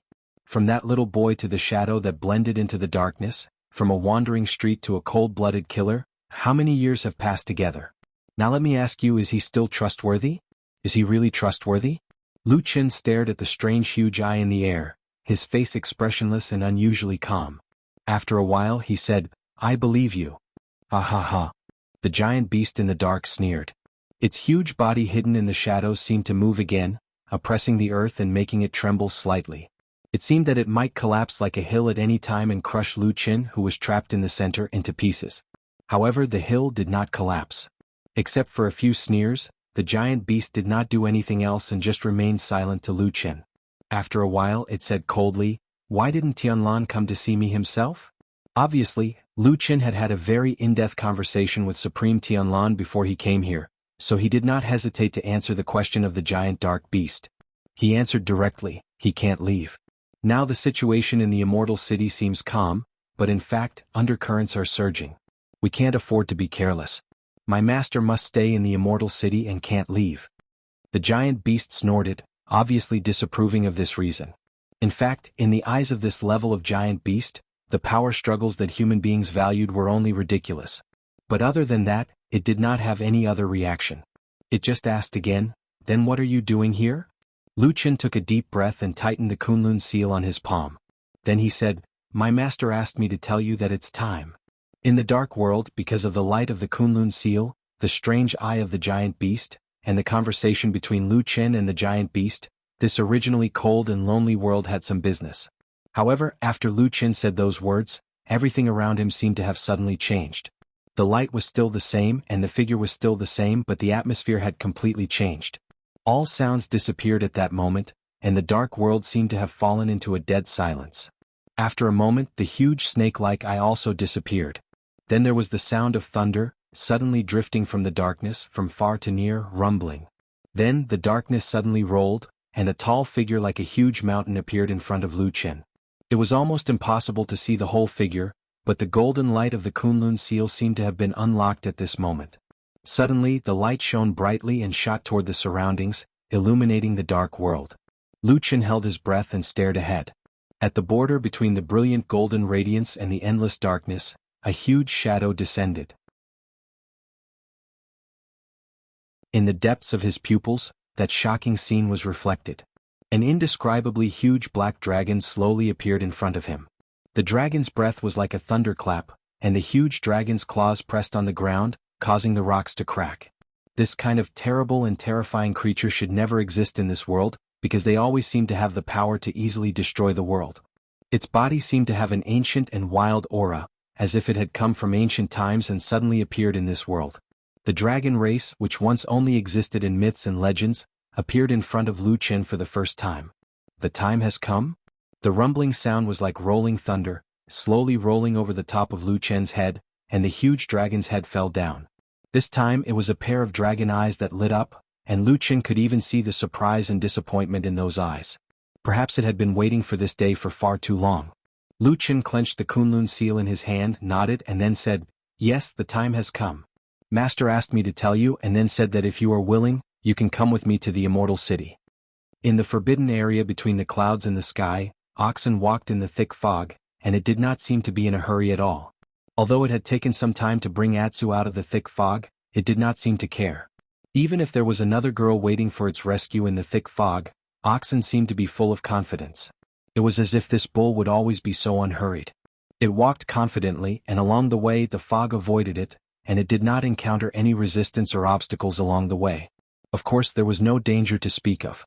The fog that was so dense that it could make people lose their sense of direction did not seem to have any effect on the green ox. At most, it raised its head and probed the air a few times. Then, it quickly determined the direction and walked in that direction. Not long after, it heard the sounds of an intense struggle. At this time, it was impossible for anyone else to be struggling in the fog except for White Lotus. Oxen walked in that direction, and in a few steps, it saw the figure of White Lotus in the depths of the fog, who was trying her best to resist the monsters in the surrounding fog. A gust of cold air blew in its face and Oxen stopped in its tracks. It was the cold air that was emitted from White Lotus's body, and all the fog that was pouncing on her was somewhat afraid of this kind of cold air, and for a moment, it could do nothing to her. However, White Lotus was also flustered, and it was obvious that her breathing was not calm and her follow-up was weak. It seemed that after a while she would be exhausted and defeated. Oxen walked straight over. Suddenly, there was a loud howl in the thick fog, and it seemed to be extremely angry, and it roared at Oxen crazily. However, Oxen ignored it and only walked all the way to White Lotus's side. On the way, there were a few clouds of fog that seemed to be unable to bear it and blocked its way. Oxen directly spat a few mouthfuls of flames at them, burning them completely.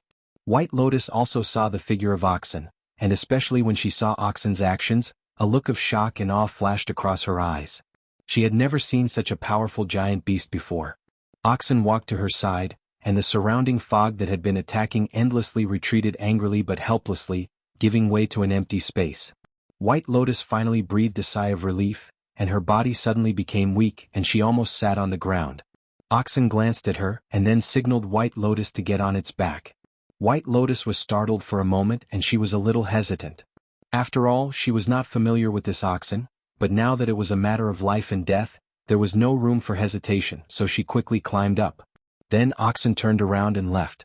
The surrounding fog chased after it, but it did not dare to get close, and from time to time, there were shrill and angry cries, looking flustered and exasperated. On the back of the ox, White Lotus breathed a sigh of relief, and at the same time, a complicated expression flashed across her face. The giant beast under her was the most powerful creature she had ever seen in her life, and it was far stronger than the low-level magical beasts and monsters that she had encountered when she was cultivating the blood food secret technique. She seemed to be a little uneasy. She thought of her fate of wandering around all these years. Suddenly something moved on her neck. She looked down and found that it was a twig that she wore on her body. She did not know how it had fallen out during the fierce battle just now, and now it was hanging in front of her chest. She stared at this ancient branch and did not speak for a long time.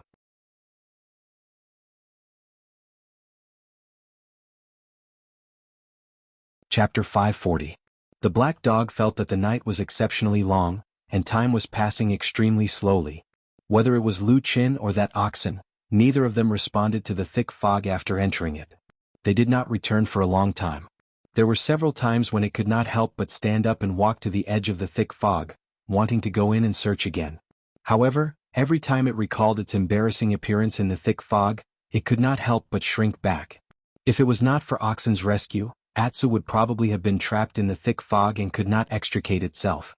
However, when Atsu recalled the encounter just now, it felt a little annoyed and unwilling. Because when Atsu was in the thick fog, it could feel that its strength was actually not weaker than those strange creatures hidden in the fog. However, the reason why it was in such a predicament was that it could not fight back at all. First, there were too many of them hiding in the fog, and it was almost impossible to defend against them. Second, it was as if all its struggles were hitting the air, and it could not exert any strength at all. Thinking of this, Atsu was also annoyed, but it still took 2 steps back subconsciously. This fog was really a bit strange. If only it could directly spit fire like oxen and burn those strange creatures to death. Atsu was suddenly startled. It stood still and looked back at the fog, seemingly a little lost in thought. After a while, it slowly walked back to the edge of the fog. It seemed to be a little hesitant, but in the end it quickly made up its mind. Its broad and strong body stood straight, and then a trace of darkness suddenly flashed across its eyes. It looked like a ball of black fireworks. "I've been waiting for this day for a long, long time," a thunderous voice echoed in this dark underground world. In Lu Chen's eyes, the unimaginably huge black dragon, the terrifying creature that should not exist in this world, seemed to have fallen into a memory at this moment, recalling the things that happened many, many years ago. Most of its huge body was hidden in the darkness, but just the part that was revealed was enough to strike fear into people's hearts. It was like a towering mountain. Lu Chen even subconsciously thought of all the things he had experienced in his life. Due to various reasons, he was far more experienced and knowledgeable than ordinary people, including some strange creatures that most people in this world had never seen or heard of. For example, the Great Snowy Mountain, the legendary Heavenly Wolf, and all kinds of strange monsters hidden in the abyss, all of them gave people a soul-stirring feeling. However, those creatures seemed rather normal compared to the black dragon in front of them. No matter how one looked at it, this black dragon was a legendary monster that belonged to the imagination of humans. It should never have existed in this world. However, at this moment Lu Chen was facing it so seriously. Then he heard the dragon reply, "I'm going to the Celestial City." This reply was clear and could not possibly have any other meaning. In fact, this reply completely matched the prediction that perfected Lord Tianlan had made before Lu Chen set off. Lu Chen clearly remembered that he had asked perfected Lord Tianlan what to do if the black dragon did not agree to come. Perfected Lord Tianlan had smiled and said very calmly, "If it's not willing to come, then let it be. However, it will definitely come." Reality once again proved that perfected Lord Tianlan's judgment was correct. Sometimes, Lu Chen would wonder if this damn Baldy had ever made a wrong decision on an important matter after so many years. If he had to make an enemy of someone who almost always made the right decision, how terrifying would that be? Now that things had come to this, although Lu Chen did not know why the Black Dragon wanted to go to the Celestial City, nor did he understand what perfected Lord Tianlan meant by telling him that, the time has come, the most important thing for him right now was not to think about these useless things. He had to prepare to bring the Black Dragon to the Celestial City. If such a huge dragon were to head to the Celestial City just like that, the commotion could be said to be earth-shattering. However, it seemed that neither the Black Dragon nor perfected Lord Tianlan, who was far away in the Celestial City, had any intention of doing so. Lu Chen had already been briefed, so he very quickly threw the Kunlun seal in his hand into the air. The shining golden seal flipped in the air and flew to the front of the huge dragon. Then it suddenly stopped as if it had been grabbed by a force. The Black Dragon leaned forward as if it was about to make a move. However, at that moment, its eyes suddenly narrowed and it raised its head. It seemed to be slightly surprised. After a while, the huge dragon's head slowly descended and stopped in front of Lu Chen. Lu Chen looked at the sharp fangs not too far away from him and frowned slightly. He took a step back and then asked, "What's wrong?" The Black Dragon stared at him. After a while, it suddenly said, "I smell the aura of the black fire." Black fire? Lu Chen was stunned. Then he was shocked and his expression changed slightly. The Black Dragon did not continue to speak to him. Instead, it stared at him. After a moment, suddenly in the dragon's eyes, in that strange, slender snake pupil, a ball of black flame suddenly shot out. Yes, it was a ball of black fire. No one, at least in the world that Lu Chen knew of, no one knew the source of the black fire. Even Lu Chen himself, who possessed this strange power, was still in a very unfamiliar state with the black fire. He did not know the origin of the black fire, did not understand its origin, and did not know what the black fire would become in the future. He only used an almost instinctive ability to control the black fire. This ancient and strange power had saved him many times. Now it had almost become his greatest and final trump card. However, this black fire power did not belong to him alone. As far as he knew, there were at least 3 other black fire powers in this world. One was the dead fire shaman, the second was the black fire tribe in the distant southern wilderness, and the last was the black dog that followed him. What was funny was that other than the dead fire shaman and the black fire tribe, Lu Qin and Atu's black fire energy had come from an unknown and strange place, so much so that they couldn't explain it. Until today, when Lu Qin suddenly sensed the power of the 4th black fire in this world. Moreover, the power of the black fire was so strong, pure, and clean. It was as if the black fire had just been born. It naturally carried an ancient and wild aura, just like the black dragon. Then, as if it was summoned by the primitive but powerful black fire power, Lu Qin suddenly found that the black fire in his body seemed to have gone out of control. It suddenly rose up, and when he was caught off guard, his eyes also burned with a raging black fire. At that moment, Lu Qin suddenly thought of the experience when the black fire in his body was suddenly awakened on the mountain of Kunlun a long time ago. That feeling was almost the same as now. The black dragon looked at him condescendingly, its eyes seemed to be very complicated. After a while, he heard the black dragon slowly say, "Why does the disciple of Tianlan not have his divine sense, but the power of our dragon tribe?"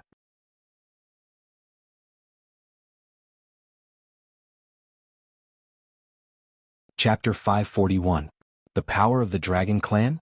When Lu Qin heard the black dragon's words, his first reaction was to wonder if he had misheard. Ever since he first came into contact with the power of the black fire in the Barren Valley over 10 years ago, he still wasn't very clear about the origin and history of the black fire. However, he at least knew that the black fire had never had anything to do with the legendary dragon clan in the past 10 years. If he really had to say that it was related to the legend, then when he wandered into the southern wilderness and stayed with the barbarians, the ancient legend of the black fire tribe was that the black fire originated from the fire god was the only exception. However, the fire god that the black fire tribe worshipped was clearly not the same as the huge black dragon in front of him. At the very least, in the many years that Lu Qin lived in the black fire tribe, he had never seen a statue or totem in the shape of a dragon. This was impossible for a tribe that had always had a firm belief in the southern wilderness. However, the black fire tribe's current attitude was clearly very confident in this matter. His tone was as if it was only natural and without any hesitation. This caused Lu Qin to hesitate. After all, no matter how he looked at it, the black dragon didn't seem to have any reason to lie to him. Then Lu Qin suddenly frowned as he thought of something. Apart from the first 10 years when he was tormented to the point where he wished he was dead, Lu Qin discovered that the power of the black fire was extremely strange after he subdued it. It was different from any Tao or magical power that he knew of in the world. This was because it didn't seem to need to cultivate. Most of the time, the black fire would peacefully hide in Lu Qin's body without a trace. Even true Lord Tianlan, who had the ability to see through the heavens and earth, would find it difficult to detect the strangeness in Lu Qin's body. However, when Lu Qin was in danger, he could quickly activate this power and use it to suppress his enemies. Lu Qin had tried many methods, including many cultivation methods from the human cultivation world, to test the black fire, but it was useless. Later on, Lu Qin found the only way to make the black fire grow: killing and death. Every time he killed someone or killed another living being, his body would automatically absorb a strange power. Most of the time it was very weak, but it was definitely there. It would slowly nourish the black fire, allowing it to grow. It made one's hair stand on end. Even Lu Qin himself felt very uncomfortable. Even though he felt like he was some kind of monster that sucked blood to live, he still felt like he was a blood-sucking monster. But the truth was that the black fire was not a righteous power. It had always leaned towards the darkness. Just like Lu Qin had always been unable to break away from it, even though he was standing under the sunlight. Even in his heart, he often felt that standing in the shadows made him feel more comfortable. As for whether the power of the black fire belonged to the dragon race, Lu Qin really did not know. He quickly came to his senses and just shook his head slightly. He had no intention of arguing with the black dragon on this matter. The black dragon looked at him, seemingly not surprised by Lu Qin's reaction. However, when it looked at the young man, there seemed to be a slightly more complicated look in its eyes. "Let's go," the black dragon said. Then, the black shadows around its body suddenly shook, and there was an endless gurgling sound. Such a huge dragon began to shrink in front of Lu Chen. In the middle of the swaying light and shadow, the mountain-like body rapidly shrank. The golden light of the Kunlun seal became more and more dazzling, as if it had also sensed something. Soon, accompanied by a rumbling sound, the black dragon suddenly turned into a shadow and pounced on the golden light. Then it quickly disappeared in the golden light. The Kunlun seal paused in midair for a moment. Then all the light suddenly disappeared and it turned around and fell down. Lu Chen quickly reached out and caught it. He put it on his palm and looked at it carefully. The Kunlun seal was still the original Kunlun seal, but at this moment the golden light around it had changed. Not only was it greatly reduced, but even the ordinary light had dimmed. Looking at it, the Kunlun seal seemed to have lost all its spiritual energy and became an inconspicuous piece of stone. Lu Chen didn't reveal any expression of worry. Instead, he seemed to have heaved a sigh of relief. He carefully wrapped the Kunlun seal and kept it in his robes before turning around and walking away. The way back was much easier. Although it was still very dark, it was obvious that the black dragon was the ruler of this mysterious underground world. Once it decided to leave with Lu Chen, the silence and peace of this place was quickly broken. The monsters in the thick fog were obviously more active. They all seemed to be growling in a low voice. Although the Kunlun seal was not in his hands, its power was still there. Even if it was hidden in Lu Chen's arms, it could still intimidate the surrounding monsters, allowing Lu Chen to walk out safely.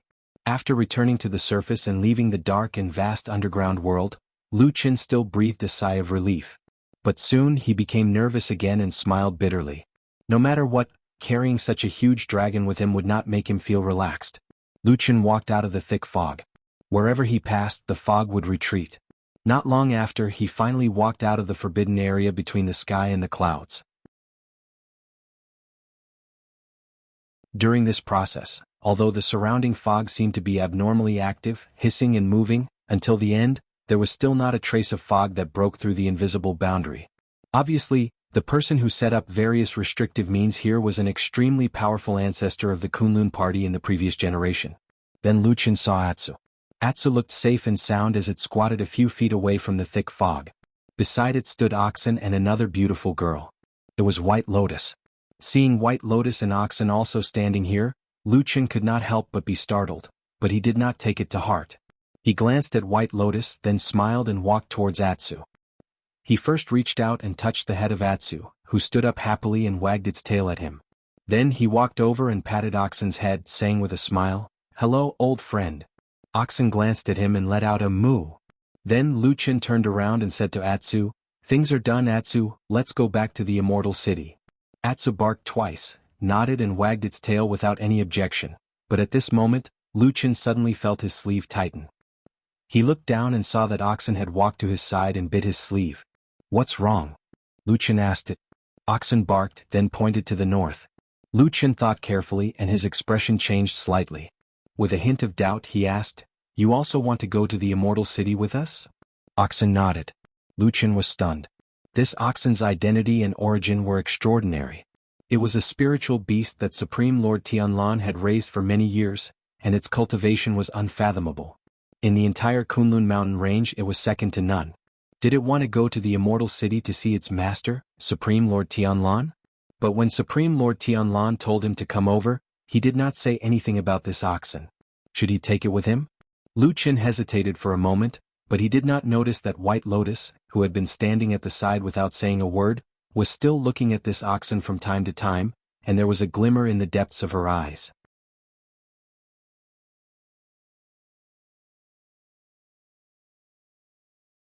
Chapter 542.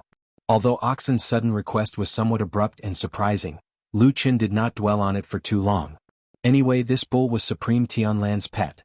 Although he did not know why every time Tianlan left Kunlun Mountain for the immortal city, he did not bring Oxen with him and left it in Kunlun Mountain. But when the time came, as long as he said that Oxen had followed him, Supreme Tianlan would not say anything. Lu Chen had known this Oxen for a long time. He had seen it when he was young, so he felt some affection for it. So he finally nodded, patted Oxen and agreed. Oxen mooed and seemed to be in a good mood. Atsu also seemed to be very happy. Then Lu Chen looked at White Lotus, who was standing at the side. He wanted to say something but stopped. After a moment of silence, he turned back to Oxen and Atsu and said, "Let's go back to the immortal city." He emphasized some words in this sentence and then walked forward. From beginning to end, he did not speak to White Lotus, as if he was somewhat ignoring this young girl. Atsu wagged its tail and followed. Before Oxen took a step, it suddenly glanced at the mountain in the distance where Winter Peak had once crashed. But it did not have any further reaction and followed behind Lu Qin. One man and two beasts walked for a while. Lu Qin heard footsteps coming from behind. He sighed in his heart and then stopped to look back. White Lotus caught up from behind and walked to his side without saying a word. She stared at him with a calm expression. Lu Qin frowned and said, "You also want to go back to the immortal city with me?" "Yes." White Lotus nodded. Although she did not say much, her expression was calm, as if what she said was a matter of course. Her tone was very firm. Lu Qin looked at her and after a while he said, "Why bother? It's been so hard for you to get the chance to come out." White Lotus said, "I have nowhere else to go." Lu Qin shook his head and said, "No matter how big the world is, there will always be a place for you." White Lotus snorted and said, "The world is so big. If I offend that person, there will be no place for me to stand." Lu Qin stared into her eyes and said after a while, "That's not right." White Lotus sneered, "Of course you don't care, you're not me. You're high and mighty with power in your hands and you're in high spirits. How would you understand my situation?" She seemed to be a little angry. She clenched her teeth and said, "You can't go home. You can't sleep at night. You can't even tell if you'll live or die tomorrow. Do you understand?" "I understand," Lu Qin said. There was a sudden silence between the two. Oxen and Black Dog, who were standing to the side, seemed to have noticed something and looked in their direction. White Lotus stared at Lu Qin, her chest rising and falling slightly. Her expression was one of surprise and anger. Lu Qin, however, didn't seem to care about her expression. He only said calmly, "The world is so big. How can there be no place for me to stand?" White Lotus's expression darkened. She snorted and said, "I'm not like you, a loner. I have a big family behind me. If I can run, can they run too?" Lu Qin wasn't moved by this deep and warm family bond at all. He didn't even show the slightest change in his expression. He said, "I don't believe it. If losing the Bai family could help you get rid of that damn Baldy, you wouldn't even blink. Don't talk to me about this." White Lotus was so angry that she almost jumped up. She pointed at Lu Qin and scolded, "Do you think everyone is as cold-blooded as you?" Lu Qin said, "Of course not. You're the only one who is like me." White Lotus was speechless. She rolled her eyes and the anger on her face disappeared. Just as she was thinking about what to say, she saw that Lu Qin had turned around and continued to walk forward. White Lotus frowned and caught up with him. She said, "What do you mean by this?" Lu Qin didn't look at her. He just looked at the towering dark mountains in the distance and said lightly, "You're not anyone to me. I just said a few words casually. Whether you return to the immortal city or not, it has nothing to do with me." White Lotus was silent. In the deep night, they still walked together, even if they each had their own thoughts. There were some words that they didn't say out loud. Perhaps they didn't need to say much. They were all smart people and understood in their hearts. How could there be so many excuses? How could there be so many reasons? The reason why they didn't want to take risks and return to the most prosperous and noisy giant city in the world was because they were unwilling to give up. They were reluctant to give up their talents and the expectations they had since they were young. Since they had tasted the taste of the infinitely beautiful scenery at the peak, how could they be willing to return to mediocrity for the rest of their lives? It was said that if you take a step back, the sea and the sky would be wide open. But under the vast sea and sky, you, after all, are just a tiny ant. When they walked further and further in the night and were about to disappear into the night, a figure suddenly emerged from the darkness on the earthen mountain at the edge of the forbidden area. With the help of the glimmer of light, it could be seen that this was the acting head of the Kunlun party, Immortal Chen Deng. There was no one beside him. He stood alone on the top of the earthen mountain. After his appearance, the strange thick fog seemed to be stirred. It suddenly rolled, like a pack of hungry wolves showing their ferocious faces to the food not far away. However, the invisible boundary still firmly blocked them. In the end, the fog could not cross the boundary. Immortal Chen Deng didn't seem to care about the fog. He frowned slightly and looked at Lu Qin and the others who had entered the most important forbidden area of the Kunlun party. For some reason, he didn't make it difficult for them to stay. Very soon, the figures of Lu Qin and the others finally disappeared into the night. Immortal Qian Deng shook his head. The expression on his face was complicated. He seemed to be full of thoughts. He turned around and looked at the extremely thick fog. A strange light flashed in the depths of his eyes. How many more secrets were hidden in the majestic Kunlun under the 1,000-year-old sect? On the same night, tens of thousands of miles away on the Four Rivers Plain, the magnificent immortal city was still bustling and noisy. Even in the dead of night, it was still brightly lit. In the Kunlun Hall on Mount Celestial Dragon, true Lord Tianlan, who was sitting cross-legged on a lotus throne, suddenly felt uneasy. He was unexpectedly a bit agitated. As if he sensed something, he calmed down and pondered for a moment. Then he got down from the lotus throne and floated to the ground. Then he slowly walked out of the Kunlun Hall. It was quiet all around. The night was dark. He stood in front of the grand hall and looked up at the sky. He didn't know when it started, but a red light suddenly appeared and crossed the sky. Then the red light was like a tide covering the sky and the sun. It filled half of the sky, and just like a few days ago, it divided the entire sky into two halves. No, it was not two complete halves. On the ground, the burly bald man in a loose robe quietly looked at the night sky. He watched as the originally straight red line slowly surged forward like the waves of the sea. Wave after wave, it rushed through the center line and covered more of the night sky. It only stopped when it covered about 10% of the sky. The blood-red sky once again appeared in the human world. It was reflected in his eyes like a strange painting. One could also faintly see that the corners of his mouth were slightly raised, revealing a trace of a strange smile.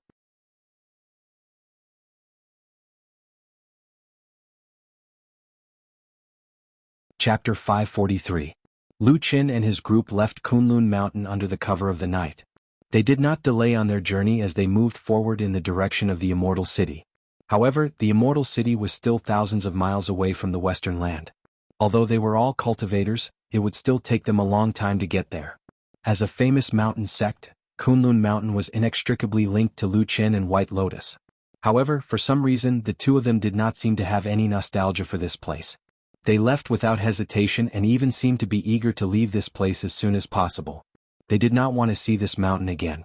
About 3 days later they finally left Kunlun Mountain behind. Even when they occasionally looked back, they could not see the mountain most of the time. Along the way, Atsu and oxen followed them. Atsu was very interested in oxen and often followed oxen to communicate with it. Although they did not understand what Atsu barked meant, oxen did not seem to hate this black dog. At most, it was too lazy to pay attention to it. In addition, Atsu would usually run to Lu Qin to get close to him for a while. Except for White Lotus, Atsu seemed to have always been very wary of White Lotus and would not easily get close to her. Of course, White Lotus also felt that Atsu was alienating them, but she did not care. During this period of time, the girl seemed to be a lot quieter. In fact, most of the time she would often peek at oxen from the side. On this day they had walked for another day. In addition to the previous few days of rushing, both humans and beasts were a little tired. Lu Qin decided to rest tonight. Finally, he looked around and found a small forest by the side of the road to rest. The forest was not too big, but it was dense enough to shelter them from the wind. If there was no one to guide them, it was difficult to find people in the forest from the outside. On the contrary, people hiding in the forest could see the situation outside the forest more clearly. It could be regarded as a good place, hidden and safe. Lu Qin and White Lotus looked around and were very satisfied. As for Atsu and oxen, Lu Qin decided not to ask for their opinions. In the end, everyone settled down in this forest and prepared to rest for the night before continuing their journey the next morning. When night fell, everyone had already settled down in the forest, roughly forming a triangle. Oxen was in one corner, White Lotus was in another corner, and Atsu was lying together with Lu Qin in the last corner. It was strange. Although Atsu and oxen were almost glued together during the day, when it was time to sleep, Atsu would definitely run back to Lu Qin and stay by his side. Even if it was in a daze, it would still stay with Lu Qin. Perhaps this was also a kind of attachment? Lu Qin wasn't sure why Atsu was so dependent on him. However, they had been together for so many years, and they already had feelings for each other. Therefore Lu Qin just let it be. In the dead of night, everyone fell asleep. Lu Qin and White Lotus were sleeping with their clothes on, oxen was sleeping with its huge head on the ground, and Atsu was sleeping next to Lu Qin, using one of Lu Qin's thighs as a pillow. However, in this quiet moment Atsu's ears suddenly moved, and then it suddenly opened its eyes. There was a faint green glow in its eyes, and the drowsiness it had before was suddenly gone. replaced by vigilance and hostility. It turned its head and looked around. In the dark forest, there seemed to be only the cold wind blowing from the treetops. Atsu stretched out its front foot and gently pushed Lu Chen's face. When Lu Chen opened his eyes, the first thing he saw was Atu's eyes, which had a strange luster to them. Atsu was also looking at it, and its paw was still on Lu Chen's cheek. One person and one dog quietly looked at each other.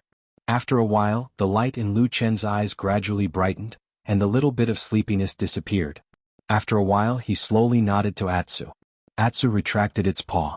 Lu Chen raised his eyes and looked at the night sky.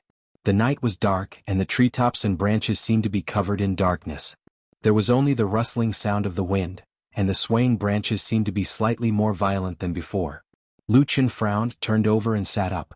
When he looked to his left and right, he found that both White Lotus and Oxen were still sleeping at the moment, and they seemed to have not noticed any sound at all. Atsu turned its head and looked in a certain direction in the night, and Lu Chen immediately looked in that direction. It seemed to be the deepest part of the darkness without a trace of light, but in Lu Chen's view, no matter what, it could not compare to the darkness in the underground world in the forbidden area of Kunlun. Because only the territory of the Black Dragon was the real darkness in the world, and even light could be swallowed. After leaving the Kunlun mountain, the Black Dragon entered the Kunlun seal and did not make any sound, as if it had disappeared. Along the way, Lu Chen secretly took out the golden seal to check, but just as he did on the way here, the Kunlun seal did not respond to his various tests. It seemed that only when it reached the Kunlun mountain the Kunlun seal would change, especially in the sky, where the Kunlun seal could be said to have reached the peak of its power. At any other time, the Kunlun seal would be the same as now, half dead and unresponsive, and Lu Chen could not find where the huge black dragon was hiding at the moment. However, the more it was like this, the more interested Lu Chen was in the Kunlun seal. He also clearly knew that what he saw was not a trick, because in his body, there was another treasure buried deep in his heart, that strange seed, which also had a similar strange ability. But in between, he clearly knew that there was a world of difference between the two. In the seed was the ancient and mysterious tree hole. The size was less than the size of a common house, but if the black dragon could not change and shrink its body, then the strange space sealed in the Kunlun seal would be frighteningly big. Could there be such a shocking treasure in this world? As if in response to the thought in Lu Chen's mind, when he stood up, a ray of light suddenly lit up in the dark corner. Sword light. It pierced out from the depths of the darkness, and in an instant the light shone brightly, and the sword turned into 10 swords, 100 swords, 1,000 swords, 10,000 swords. The wind howled, and in an instant, a row of more than 10 trees were blown down, forming a raging tide of sword light like a huge wave sweeping towards Lu Chen. Amidst the sword glint in the wind, amidst the mournful whistling, a pair of ice-cold eyes locked onto Lu Chen's body. Then a voice came along with the wind, and it was as cold as the edge of a sword. Hand over the token of the sect leader. The next moment, the sword light directly drowned the land where Lu Chen was standing.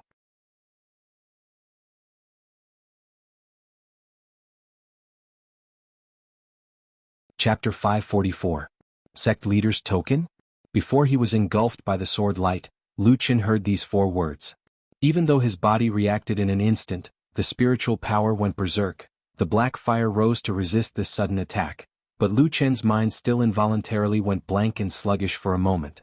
In that instant he immediately and nimbly went through his entire body once, every item, every magical weapon, including his biggest secret seed. He felt that none of them could be linked to this sect leader's token.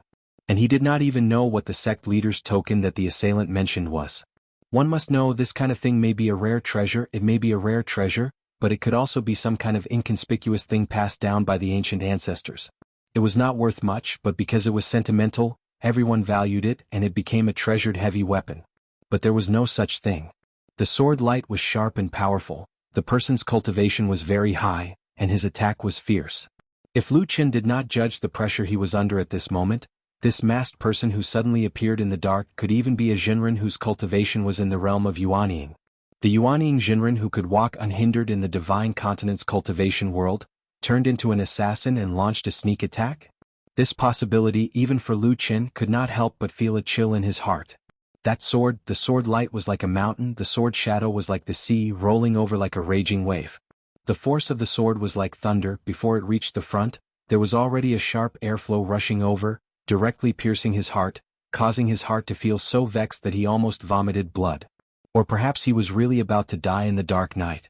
At that critical moment, the black fire instantly burned in Lu Chen's eyes. Under his clothes, his originally smooth and complete flesh suddenly twisted, like the flat ground suddenly cracking, and then like magma black fire spewed out. He instantly turned into a black burning man.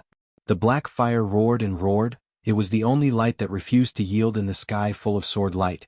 In that extremely short moment, it was only a blink of an eye, the sword light had already collided. Boom. With a loud bang, Lu Chen's entire body was sent flying, and the sword radiance that filled the sky also retreated. After a moment, it slowly disappeared, and in the embers of the radiance, a man in black clothes and a black mask slowly appeared. The man's body swayed slightly, and a hint of surprise flashed through his eyes, as if he was surprised by the result just now. He did not immediately chase after Lu Chen. Instead he stayed where he was for a while and steadied his body.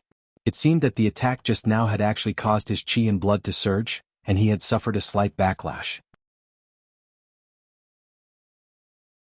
But in comparison, on the other side, Lu Chen's situation was much worse. He was originally caught off guard by the sneak attack, but the opponent's skills were shockingly high, and his attacks were fierce and decisive. Lu Chen was at a disadvantage in almost every aspect. After doing his utmost to block this extremely powerful attack, Lu Chen flew backwards into the forest, breaking 3 or 4 trees in succession before falling to the ground. While he was still flying through the air, Lu Chen had already spat out a mouthful of blood. But when he landed in the forest, the raging black fire on his body had already shrunk back into his body. Under the dusky shade of the trees he was like a ghost. After falling heavily to the ground, he almost did not have the slightest hesitation. His body suddenly twisted and turned. After rolling to the side in the darkness, he immediately blended into the surrounding shadows and actually disappeared. After a moment, the sword light whistled mournfully again. The masked assassin had already reached the place where Lu Chen had landed. However, there was only a mess left on the ground. Crushed grass and trees, broken branches, and a pool of dark red blood stained the ground. But Lu Chen was nowhere to be seen. That Lu Chen, who was obviously injured by the sneak attack, actually disappeared in a blink of an eye, hiding somewhere unknown.